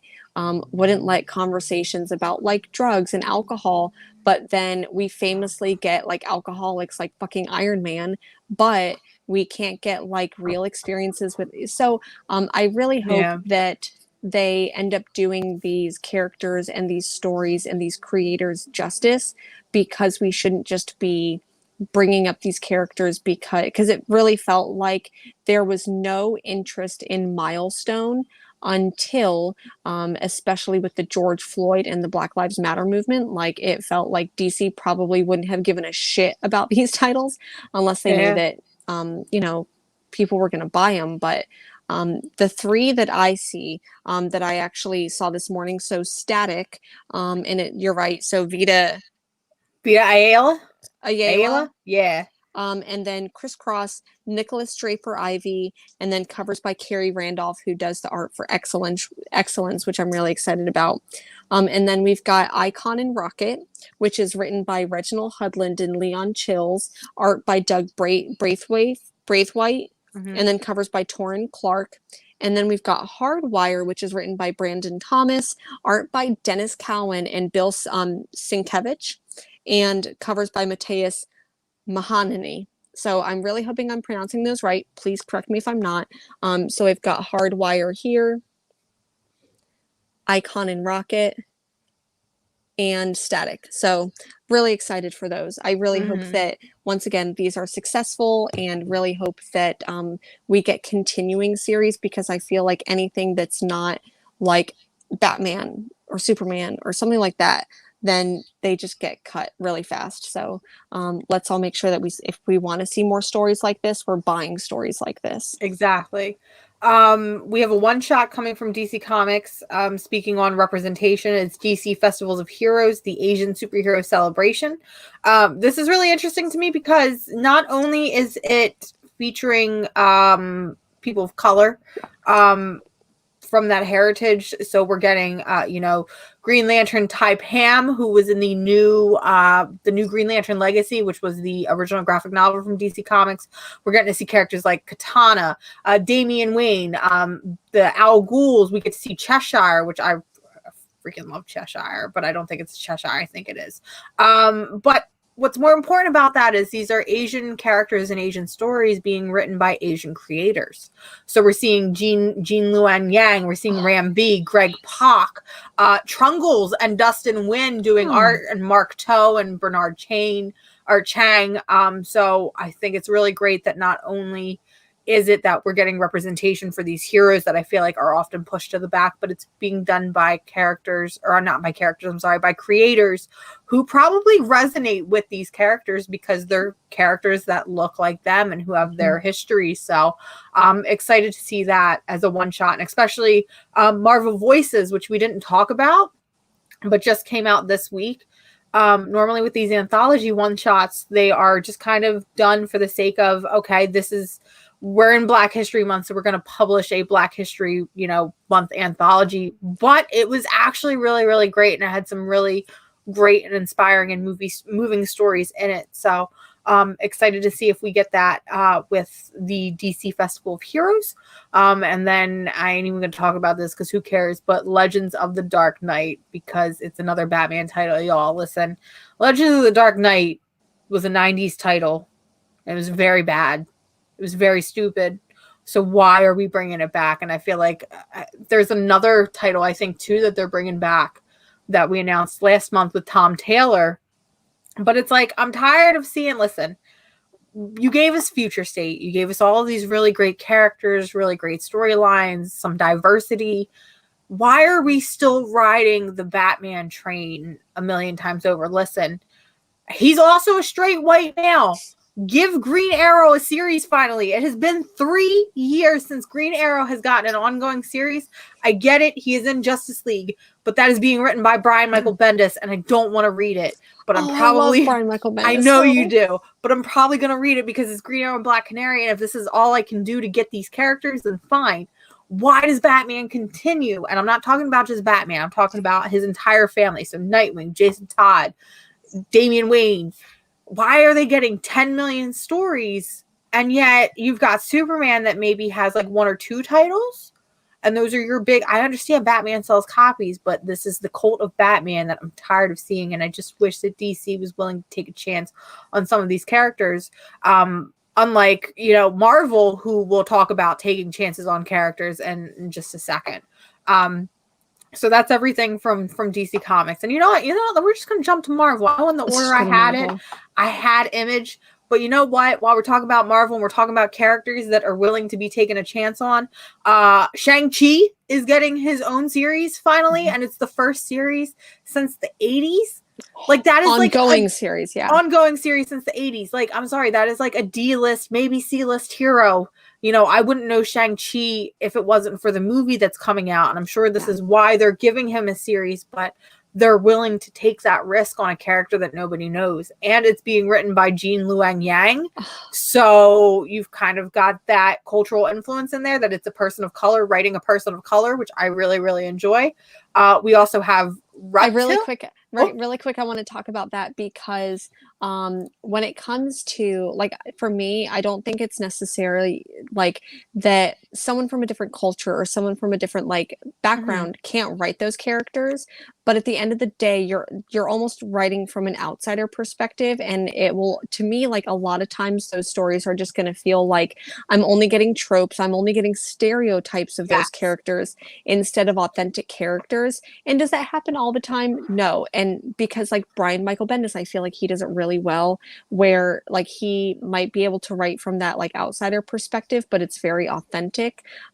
So I think that letting these characters be told by someone who have similar backgrounds instead of this like outsider fetishy type stuff, I think is really important. So sorry, I just had to say that really quick. No, and you're right. And it's like, it's on the same topic of, you know, let these creators write the characters that they identify with, you know, and the characters that they might look up to because they look like them, rather than giving it to, you know, the first white person that shows up at Marvel store saying, hey, I want this book.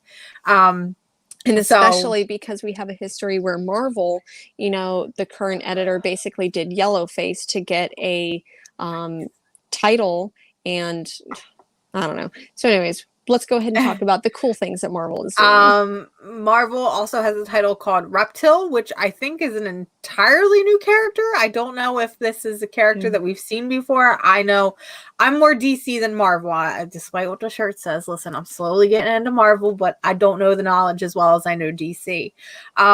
And this just seems like it could be a fun, maybe all ages-esque story. It definitely seems like it's got a younger vibe to it. But I don't know. It looks cool. It looks different. It definitely gave me some Strange Academy vibes. Yes. So I think that if you've been liking that title, because I feel like that's definitely a title that, you know, the whole family's going to read. So I think that whether you're on the hype train for Reptile or whether you're on the hype train for Strange Academy, because all them first appearances, I do think that if you like the story, you're going to like Reptile. And now that I'm looking at it, wow, there is a lot of stuff actually for Marvel that I did not realize and expect, especially when curating that last night, because I feel like whenever we do these, I'm like, oh, well, DC's got all this stuff, and I'm like, Marvel's got like 2 books, but Marvel's coming through this month. So something that I don't know if I'll pick up, but I think it's really interesting. Fantastic Four Life Story, which is an ongoing series from Marvel Comics. Well, it's not ongoing, but I think it's a limited series, but it's in the same vein as Spider-Man Life Story, where we see like the 40s, the 50s, exactly. The 60s, So we see each time period represented and stories told for these characters within that time period. So the first issue in particular is in the 60s and has to deal with the space race and the Cold War, and maybe that's how they get their powers. So I think that's interesting. If they are continuing to do these life story books, I think an X-Men life story book would be really, really good and really interesting to take them through the time periods. We're on the same Brave length this morning, but that's by Mark Russell and Sean Izakase. I apologize if I pronounced that wrong. But I think that if you picked up Spider-Man Life Story, because I know a lot of people liked that when I was working in the shop, that was a title that we had flying off of the shelves. Yeah. So if you like that one, I feel like this is a no-brainer to pick up. This next series, I don't think it's considered, because we're still in King in Black, and that's getting ready to wrap up, I think. And I know Marvel likes to immediately jump from one event to the next. And it feels like Heroes Reborn may be the next event without necessarily saying it is, because it does. It's got the main title. And then you had added last night that there's Hyperion and the Imperial Guard, Magneto and Mutant Force, Peter Parker and the Amazing Shutterbug, Siege Society, and Young Squadron. So look, I know I talk about like the dumb bitch money that I'm spending, but it honestly feels like there's so much going on, and the titles, it's overwhelming. Like I was looking at it, and seriously, it's way overwhelming, because not only is the main title getting like 5 or 6, 7 variant covers, but then there's like 5 or 6 like crossovers or 5 or 6 like additional ones that are tie-in titles that are also getting variant covers. So maybe like I'll take a look into the previews and see what's going on with this, because it's a lot. Travis says they are all one shots. It's still too much. It's still way too much. But this is supposed to be Heroes Reborn is basically a world without Avengers. So it's like Tony Stark never became Iron Man. Wakanda is dismissed as a myth. Captain America was never found in the ice. Yeah, it does. It feels like a what if. But what I think is really interesting in reading this solicitation, Blade is the one man alive who seems to remember that the entire world has somehow been reborn. And I'm like, it feels like, sorry, because what if is very much like the Watcher is like going over all these units. So what if like Blade is the Watcher? What if this gives us a Blade series finally? Ooh, I mean, aren't we getting a Blade series? I don't think so. I think we're just hopeful at this point. Yeah, we're gonna will it into existence. We're gonna will it into existence. This one I know that you're excited for, probably because you like that Donna X shit and you own that dumb bitch Donna X. X Corps, which I am not. Really? I actually think it might be a little interesting. I think it looks stupid as hell. I feel like they're trying to make X-Men like capitalist, and I feel like that goes against like I feel like why the fuck, unless like that's the point, where it's like I want to hate these capitalists, but like I don't, to be honest, like I had read about this a while, like maybe a week or two ago. I say a while back, but a week or two ago, and I'm like, what? Like they're sealing the deal, and I feel like it did not do anything for me. I feel like they're capitalizing on Krakoa, which Krakoa is for all mutants, and I did not. I am not excited about this book. I will still pick it up. She's still gonna pick it up. I think maybe. So I don't like the fact that Teenie Howard is writing it, because I've got some feelings about Teenie Howard. But it's got David Asia covers, and that's got me feeling nostalgic and reminiscent for Hawkeye. And I'm like, oh man, I just want David Asia to do more stuff. So yeah, if you like Angel, I think that this is going to be a book that you want to pick up. But I don't know. I just think it's an interesting take on it, and I feel like it could get really weird and really, really bizarre. Aggressively Relaxing says, I know this phrase has lost all credibility, but it's Mephisto. It's funny because I feel like at this point I do say that as a joke. Like every single time I say it's Mephisto. He was working with Squadron Supreme in War of the Realms and ties into 11 years of event build with him. Okay. We will. You heard it here first. From Aggressively Relaxing. So I'll still be picking up all these titles. So what's next on our list? So Star Wars is doing a comic event. I'm like, can we stop doing fucking events? Because it's going to bleed into Darth Vader, and I don't want this shit. But there's going to be a Star Wars Bounty Hunters Alpha. And yeah, it is Boba Fett. And I don't fucking like Boba Fett. I can't stand him. I feel like Boba Fett gets a lot more credit than he deserves, because, like, granted, like, he didn't do shit. He didn't for like anything. 20 years, and now he's cool, and people are like, "Oh, Boba Fett." And like what? All of like 15 minutes of screen time, and people love Boba Fett. And so, like, I get that he's a really cool character, supposedly, but I really think that they're just trying to like. They're trying to capitalize. They're trying to like, get your money. I mean, granted, like says the person who will like willingly give their money for dumb shit. But I feel like they're really capitalizing on the interest in Mandalorian. So yeah. Maybe I think that also, and I don't necessarily want to be this spec flipper investment type person, but I'm sure that there will be some first appearances in here. And considering that Marvel is bringing some of these characters, I do think that we'll see some of those. So probably pick it up if you. 100%. I mean, I do think it's interesting. So this, because we're currently in Star Wars, and at least in the mainline title, we are in the Empire Strikes Back era.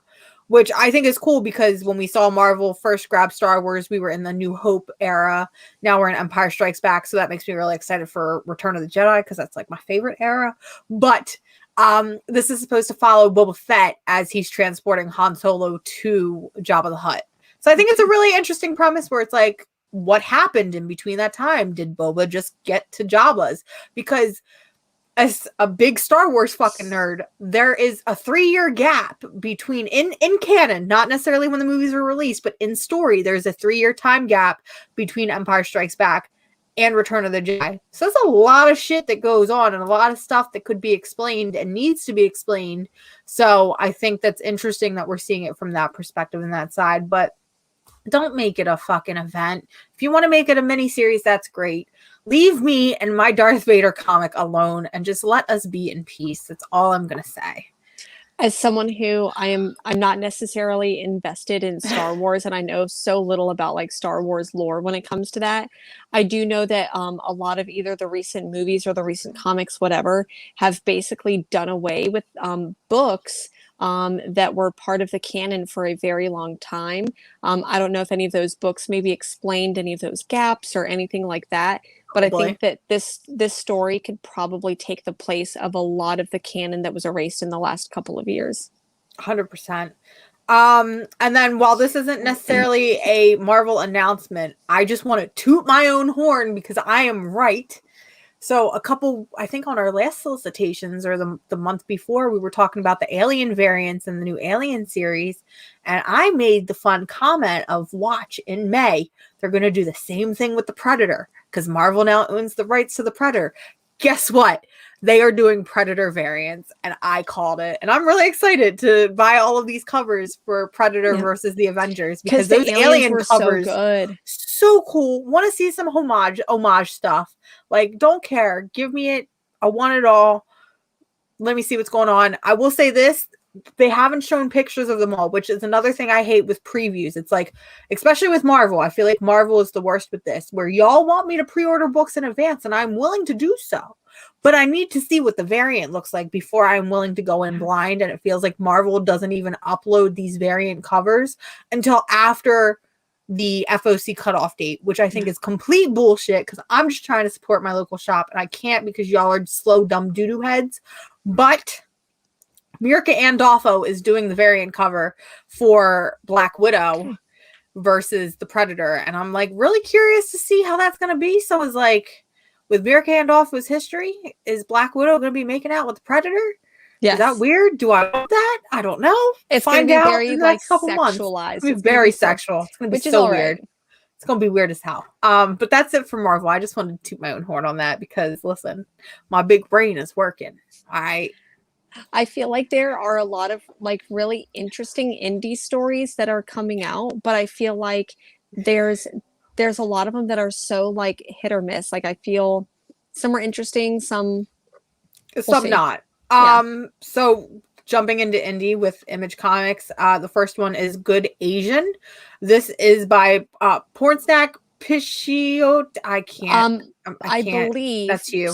Pornsnack Pichishoti. Thank you. It took me, I'm pretty sure, but like, please correct me if I'm wrong.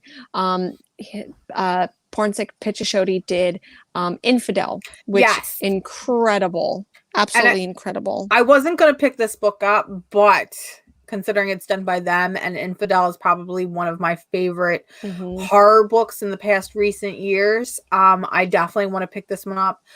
This has to deal with the Chinese American detective on the trail of a killer in 1936 Chinatown. It's going to be like a really great historical crime thriller. So I'm thinking in the vein of like Two Moons and Philadelphia and books like that, where we get history, but we get cultural history thrown into it. So, and considering that he's the writer on that, definitely want to check that out because he's a phenomenal writer.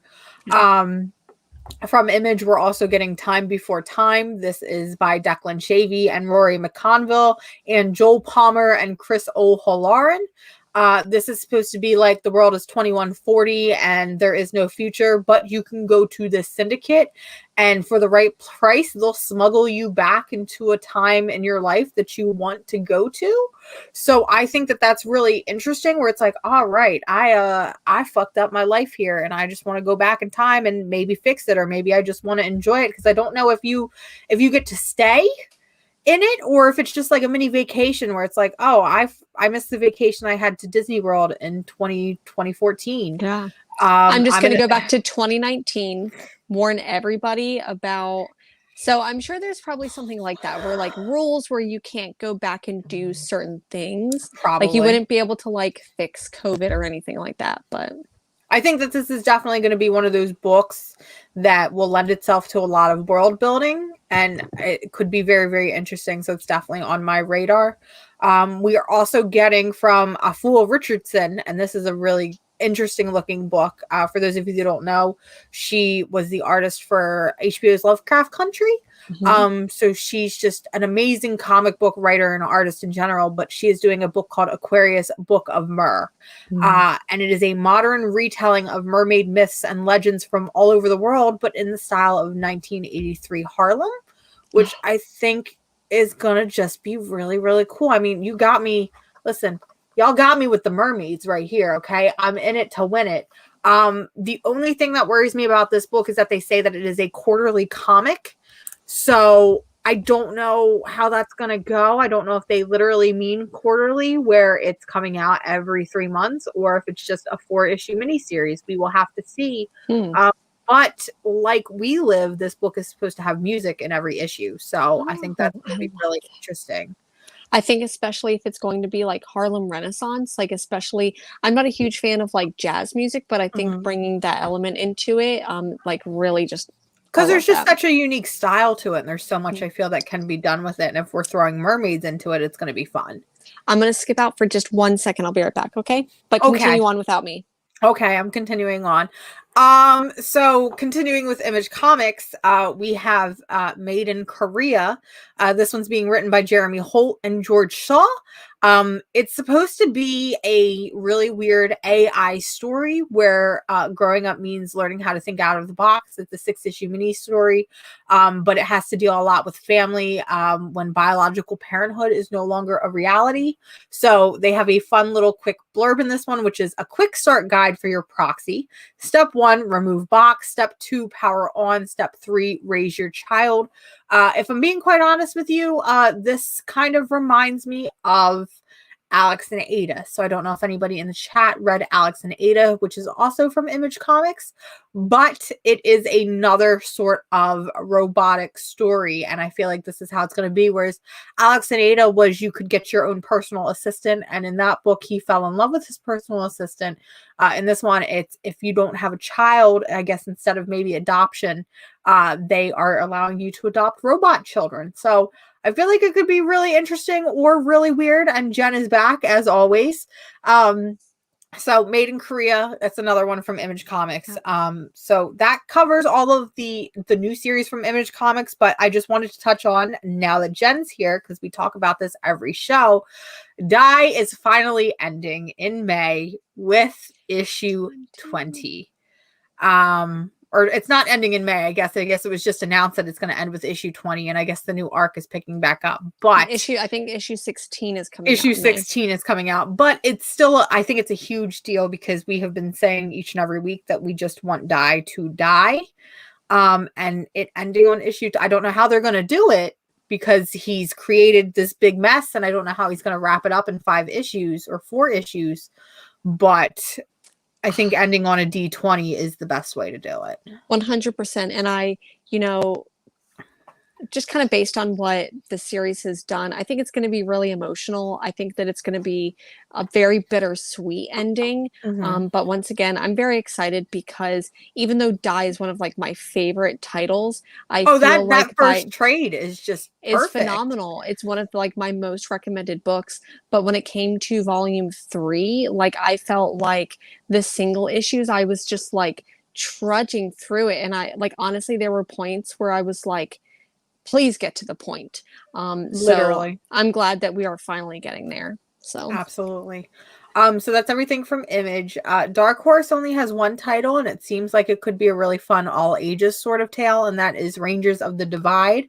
This is being written and illustrated by Megan Huang. It kind of gave me like Avatar: The Last Airbender-esque vibes, where it's, following a disappearance of a nation's peacekeepers. An elite commander stumbles upon a bright team of cadets, and they have to go out into uncharted territory and sort of navigate it. But it feels like it's, I don't know. It feels like it's just going to be a fun ride and a really great all ages stories. And like I said, looking at the cover, it looks like Avatar. I think that especially in quarantine, a lot of people were picking up Avatar, or Korra at least. So I think that that'll be interesting. I never like really got into either, but Gore says We're done. Lazarus went quarterly and lost readers. I think that maybe starting quarterly, like so then people know what to expect going in. If they do something where it's like every 3 months, make it thicker, like maybe make it like a small trade or, you know, at least like 60 or 80 pages. That would maybe be my recommendation. And then you can justify like a $10 or $12 price point per each, like per issue. That makes sense. Yeah. Be like an oversized, almost like a heavy metal magazine-esque sort of story, I think would really work. So jumping more into our smaller indie publishers, we'll start with Volt Comics because Volt is continuing to publish really great and unique stories. We've got Blue Flame, which is done by Christopher Cantwell and Kurt Michael Russell. And Blue Flame is a cosmic hero. However, he's not just a cosmic hero, but he's a do-it-yourself vigilante who is also a blue-collar worker. So I feel like that could be really interesting. It almost feels in a way like a play off of Radiant Black, whereas Radiant Black what I is thought. like a millennial superhero. This is a blue-collar worker. So we'll see how that goes. And I just love Volt, but this is, I think, the first time that they're branching into the superhero type genre. So we'll see how it goes with that. I mean, they did. Oh, sorry. I was thinking Mad Cave with Villainous, but yeah. Yeah. Aftershock Comics, we have two. So the first one is an oversized one-shot. It's called Eden. This one's done by Cullen Bunn and Dakbor Talajic. This seems like it could be really cool because they chalk it up as a horror romance. And when I think horror romance, I immediately think of another Aftershock title that Jen loved, and that is Lonely Receiver. I will say this. I think it's really interesting when publishers, because I know Image has done it a couple times, but when publishers go and they publish one-shots, because it's a very ballsy thing, because there's a lot of people that will just wait for a trade, and what happens when you don't have a trade. So this is just, it's going to be a horror romance. They're in a tattoo shop. He's living his day-to-day life, and then this lady walks through the door and changes his life forever. So it almost reminds me of like Lonely Receiver, but maybe with like a little bit of Luna / Faithless. Yeah. The cover especially reminded me of Faithless. So, and we've been loving everything Aftershock has been doing lately. So I think I'm going to definitely take a chance on this one shot. We're also getting from Aftershock, it's a story called Silver City by Olivia Curtano Briggs and Luca Murley. This is a group of kids who are in this like weird metropolis afterlife, and she has to adapt to her. There's a girl in particular that has to adapt to her new existence because she's dead, and so it's her kind of discovering why she died and how to live life after death, I suppose. And I just think that concept is really interesting, especially when we look into life after death and it being like this uber mega city type thing. So I really liked the cover on this one. It could be a lot of fun, and I just like the fact that it's this weird concept that we haven't seen before. Especially, I feel like we saw something not necessarily similar with another title that came out recently, Heavy. I read the first issue, didn't love it, but I know a lot of people really do like Heavy because it deals with that like continuing on your life in the afterlife. So I think that those stories can become really personal. We have Eve, which is a book that you are really, really excited. That is done by Boom Studios by Victor Laval and Joe Migyong. I probably mispronounced that. I apologize. But this has to deal with, it's another type of post-apocalyptic book where the ice caps have melted, humanity is lost. And now there is a girl that's awakened, and she's basically the savior of the world and has to figure out what to do. Kind of gives me Last of Us vibes, if I'm being quite honest with you. That makes sense. I am a really big fan of Victor Laval especially after reading Destroyer. Destroyer was basically about this young boy who was killed because of police violence, and his mother is a scientist, and he's actually the last in the Frankenstein line. So his mother basically reanimates his corpse and builds him into like a super machine. So it's really, really interesting. Definitely an underrated book. So I missed out on the single issues with Destroyer, so I will not be missing out the Eve single issues. Eve single issues. And who is that published by? That one is done by Boom. Okay, so Boom also did Destroyer. From Mad Cave Studios, we have one title, and that is Beckstar. Now, I am really, really excited for this because the cover just seems really, really cute. It reminds me of Crowded. Yes, 100%. Oh, I love Crowded. But Beckstar, it's a book about a star-hopping mercenary who has gone full-time gambler away from Earth. Kind of gives me this sort of Vagrant Queen type vibes that I'm kind of vibing with. Not only that, but I think the character designs are really, really cool, and I'm really excited for that. The only thing that has me worried is that this book is written by Joe Corallo, and Joe Corallo wrote She Said Destroy, published by Volt Comics, which I really, really hated. It's probably the book I hated the most from Volt Comics because it just didn't make sense. It was very misleading because I remember, like, I picked up the single issues and I'm like, okay, so when is she going to say destroy? And I just feel like we didn't even really get that until the end, and then that was it. It just didn't make sense. It was a convoluted mess, so I'm worried with Joe Corallo's storytelling how it's going to be, but I'm hopeful because Mad Cave has been publishing some really great stuff. Not only that, but it's a vibe that I'm totally down with lady bounty hunters and doing their own thing. So I'm pretty hopeful and pretty excited, and I should be having a review copy coming soon, so I will let you all know. You've got to go follow Mars's channel. I ended up putting in the description here, there are a ton of channels that I put in here of just people that I really adore. Mars, that comic girl, is up here in the top, so check them out. Oh, Behemoth Comics has got two that I think are really interesting. So the first one is Freak Snow. This is by Kevin Rotelli and Rob Cannon. It's a post-apocalyptic story, so I'm in it to win it. And it's a frozen apocalyptic story, which I really like seeing those types of books because we don't see them a whole lot where we take the apocalypse into the Ice Age. We did with a Vertigo series, which started and never finished, sadly. Frostbite is one of my favorite post-apocalyptic stories, and we'll never know how it ends now because Vertigo is just gone and bye. Pouring one out for the homie. Pour one out Karen for Vertigo. Pour one out. But Freak Snow got me because they solicited this as Mad Max. And as soon as anybody says Mad Max, I am just, here I am. Please give me more Mad Max. I will consume it all. But it just seems like a frozen apocalyptic story. But it's got a psychedelic addict surviving the glacial wasteland. So it's hallucinations and snow and gunslingers. And it just feels like it could be really, really cool. I do want to say really quick, because you mentioned like frozen apocalypse type story. There was a Comixology original that just came out this past week, and it was done by Jeff Lemire. It was actually pretty decent. It was called Snow Angels. So that one was pretty good. It felt like that, like post-apocalyptic, but in like the Ice Age. But in the snow. Cool. So if you have Comixology, you can read it for free. Sorry, I've got this dude who's like taking up all the space as he really does. We have Junkie Cable. Now, Junkie Cable I almost didn't mention, but the art style is just really, really neat and really unique. So I'm kind of into that.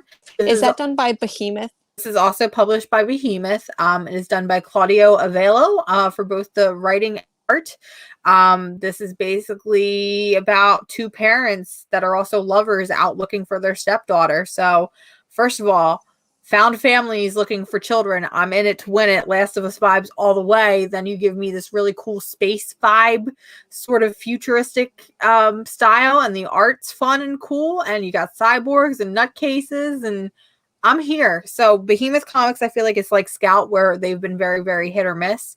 But I feel like they are definitely a publisher that is on the rise. So I will be looking out for that one. And then the last series that we have is from Scout Comics. And that is, it's another Black Caravan imprint. So like we saw with Black Caravan, or no, it's another Black Caravan imprint. So like we saw with Black Friday, this is Cherry Blackbird by Joseph Shimaki. I really, really like the concept of this because it's supposed to be about a young rock star who sold her soul to fame, where at the age of 27 she's got to pay her price, and she's now 26, and it's literally like she's being dragged to hell. So I'm really excited to see what this one does. Could get a little horny, if you will, because they did say that this book is being polybagged and is for 18 plus readers only. So is this the Faithless story that I always wanted?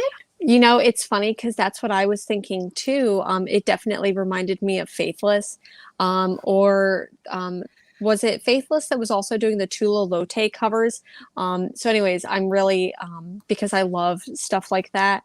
And I do feel like I'm curious to see what this looks like for Scout, because I've seen it for Image and Boom and things like that. So I'm really curious to see what it'll do for Scout Comics as well. And anytime a series says, hey, we're polybagging it, I'm like, all right, it's going to be spicy as hell. I need to know what's Let me behind pick it up. Let me pick it up. So my shop actually, so I used to get the Sex Criminals variants. They would literally make me open them up in the store so that way they could see what they looked like. Which I was naughty trying to do, but they would always do that. And I'm like, listen, and same with Faithless, because I think Faithless was polybagging their variants. And they did the same thing with those, where it's like, I wasn't reading Faithless, but I was buying them spicy covers, let me tell you. So I'm super excited for that. And Scout like is another one that's hit or miss, but this one seems like it could be really great, or it could be really cringy like Faithless. So we'll see. We'll see.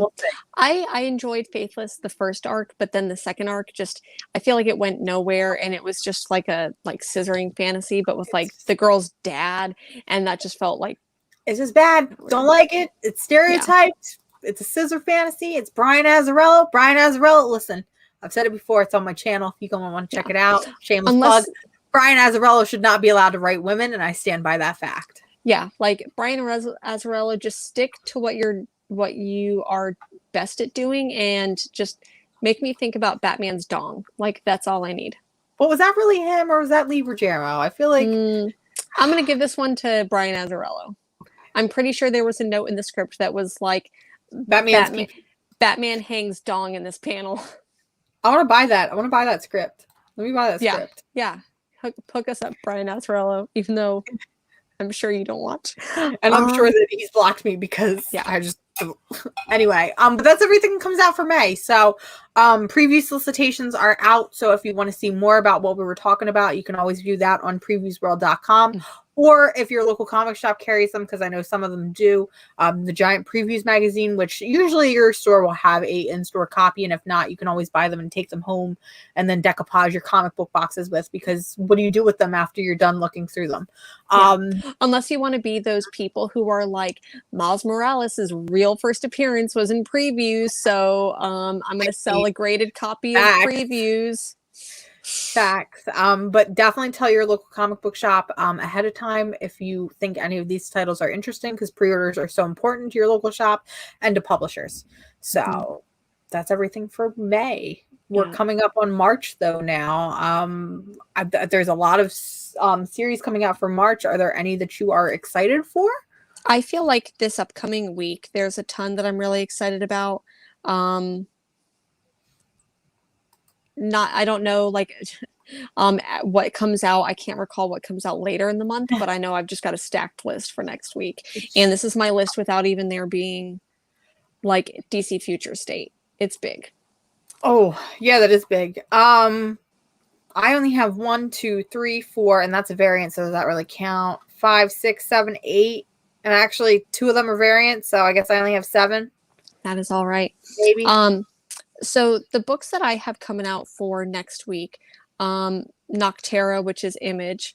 So we'll see. I think that I didn't want to pick this book up. Yeah. I did not want to pick this book up, but everybody I know kept saying that this book was literally Mad Max in a comic, Mad Max Fury Road. And I'm like, shit, y'all got me in a box, because that's my favorite movie of all time. So I'm going to give it a shot. I'm not expecting for much, but maybe I'll be pleasantly surprised. I've also got Dead Dog's Bite #1. We'll see how that one goes. So excited for that book. Tyler Boss is a great cartoonist, and even if the story's not great, the art's going to be phenomenal. Fear Case 2 also comes out. We talked about that one. Star Wars High Republic Adventures, which is not the main title, but the Adventures is number 2. I've also got Marvel Action, Captain Marvel number 1. America Chavez, Made in America, which is going to be like a 4 or 6 issue miniseries that starts this upcoming week. There is Avengers 43, which is going to be the Women's History Month Jen Bartel covers. So I'm gonna buy 40 copies. I don't even care. So that comes out this week. I'm also going to get, if I can get a copy. So we'll see, between the 2 or 3 shops I go to, if they have it. Demon Days, X-Men number 1, Peach Momoko. Hopefully we don't get Mirka Andolfo'd and, an artist in writing. I'm excited for this though, because, and this is probably like one of my most anticipated series for March. Again, I'm a little hesitant because I'm worried we're going to get Mirka Andolfo.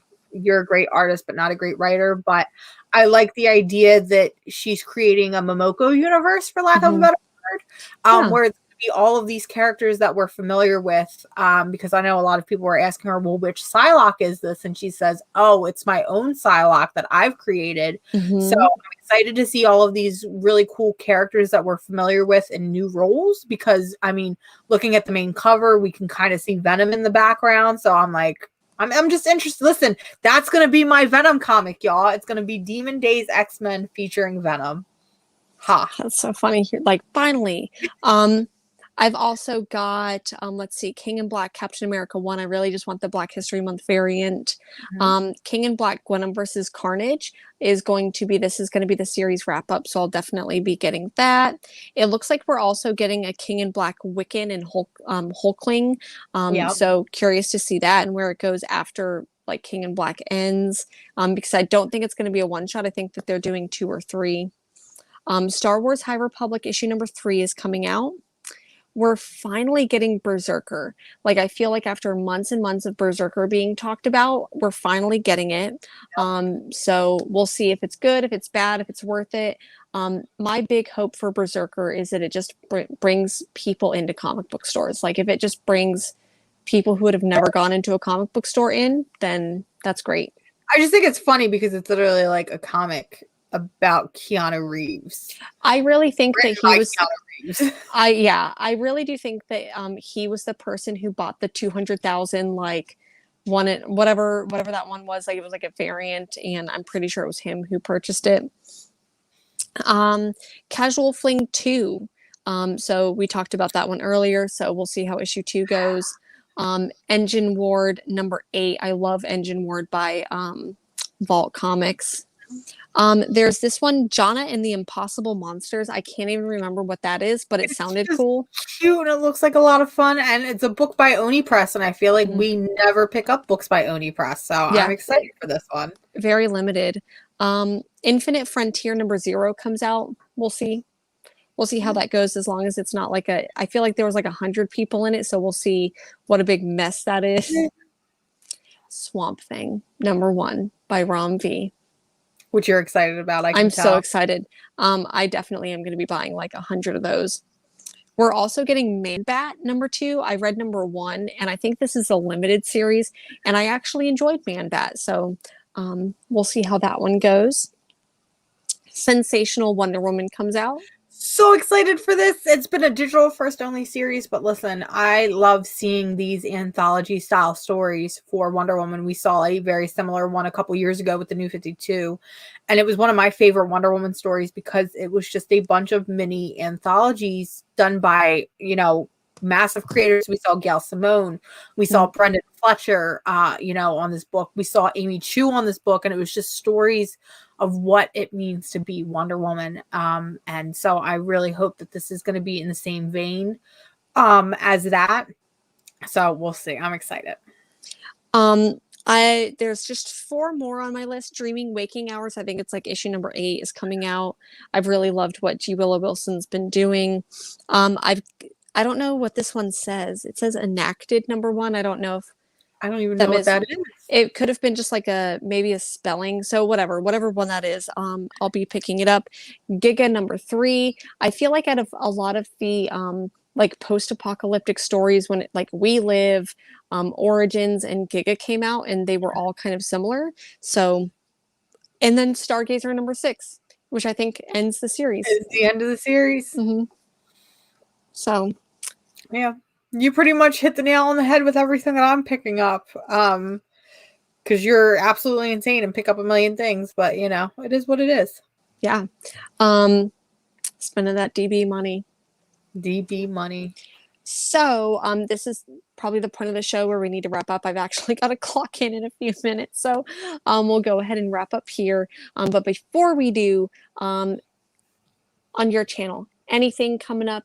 Anything you're thinking about doing? What's going on? So I'm supposed to be filming, so I'm supposed to be editing a manga collection tour because I've been in a really big manga mood. So I'm showing off my manga collection while it's still small and still portable. That is currently on the editing floor right now.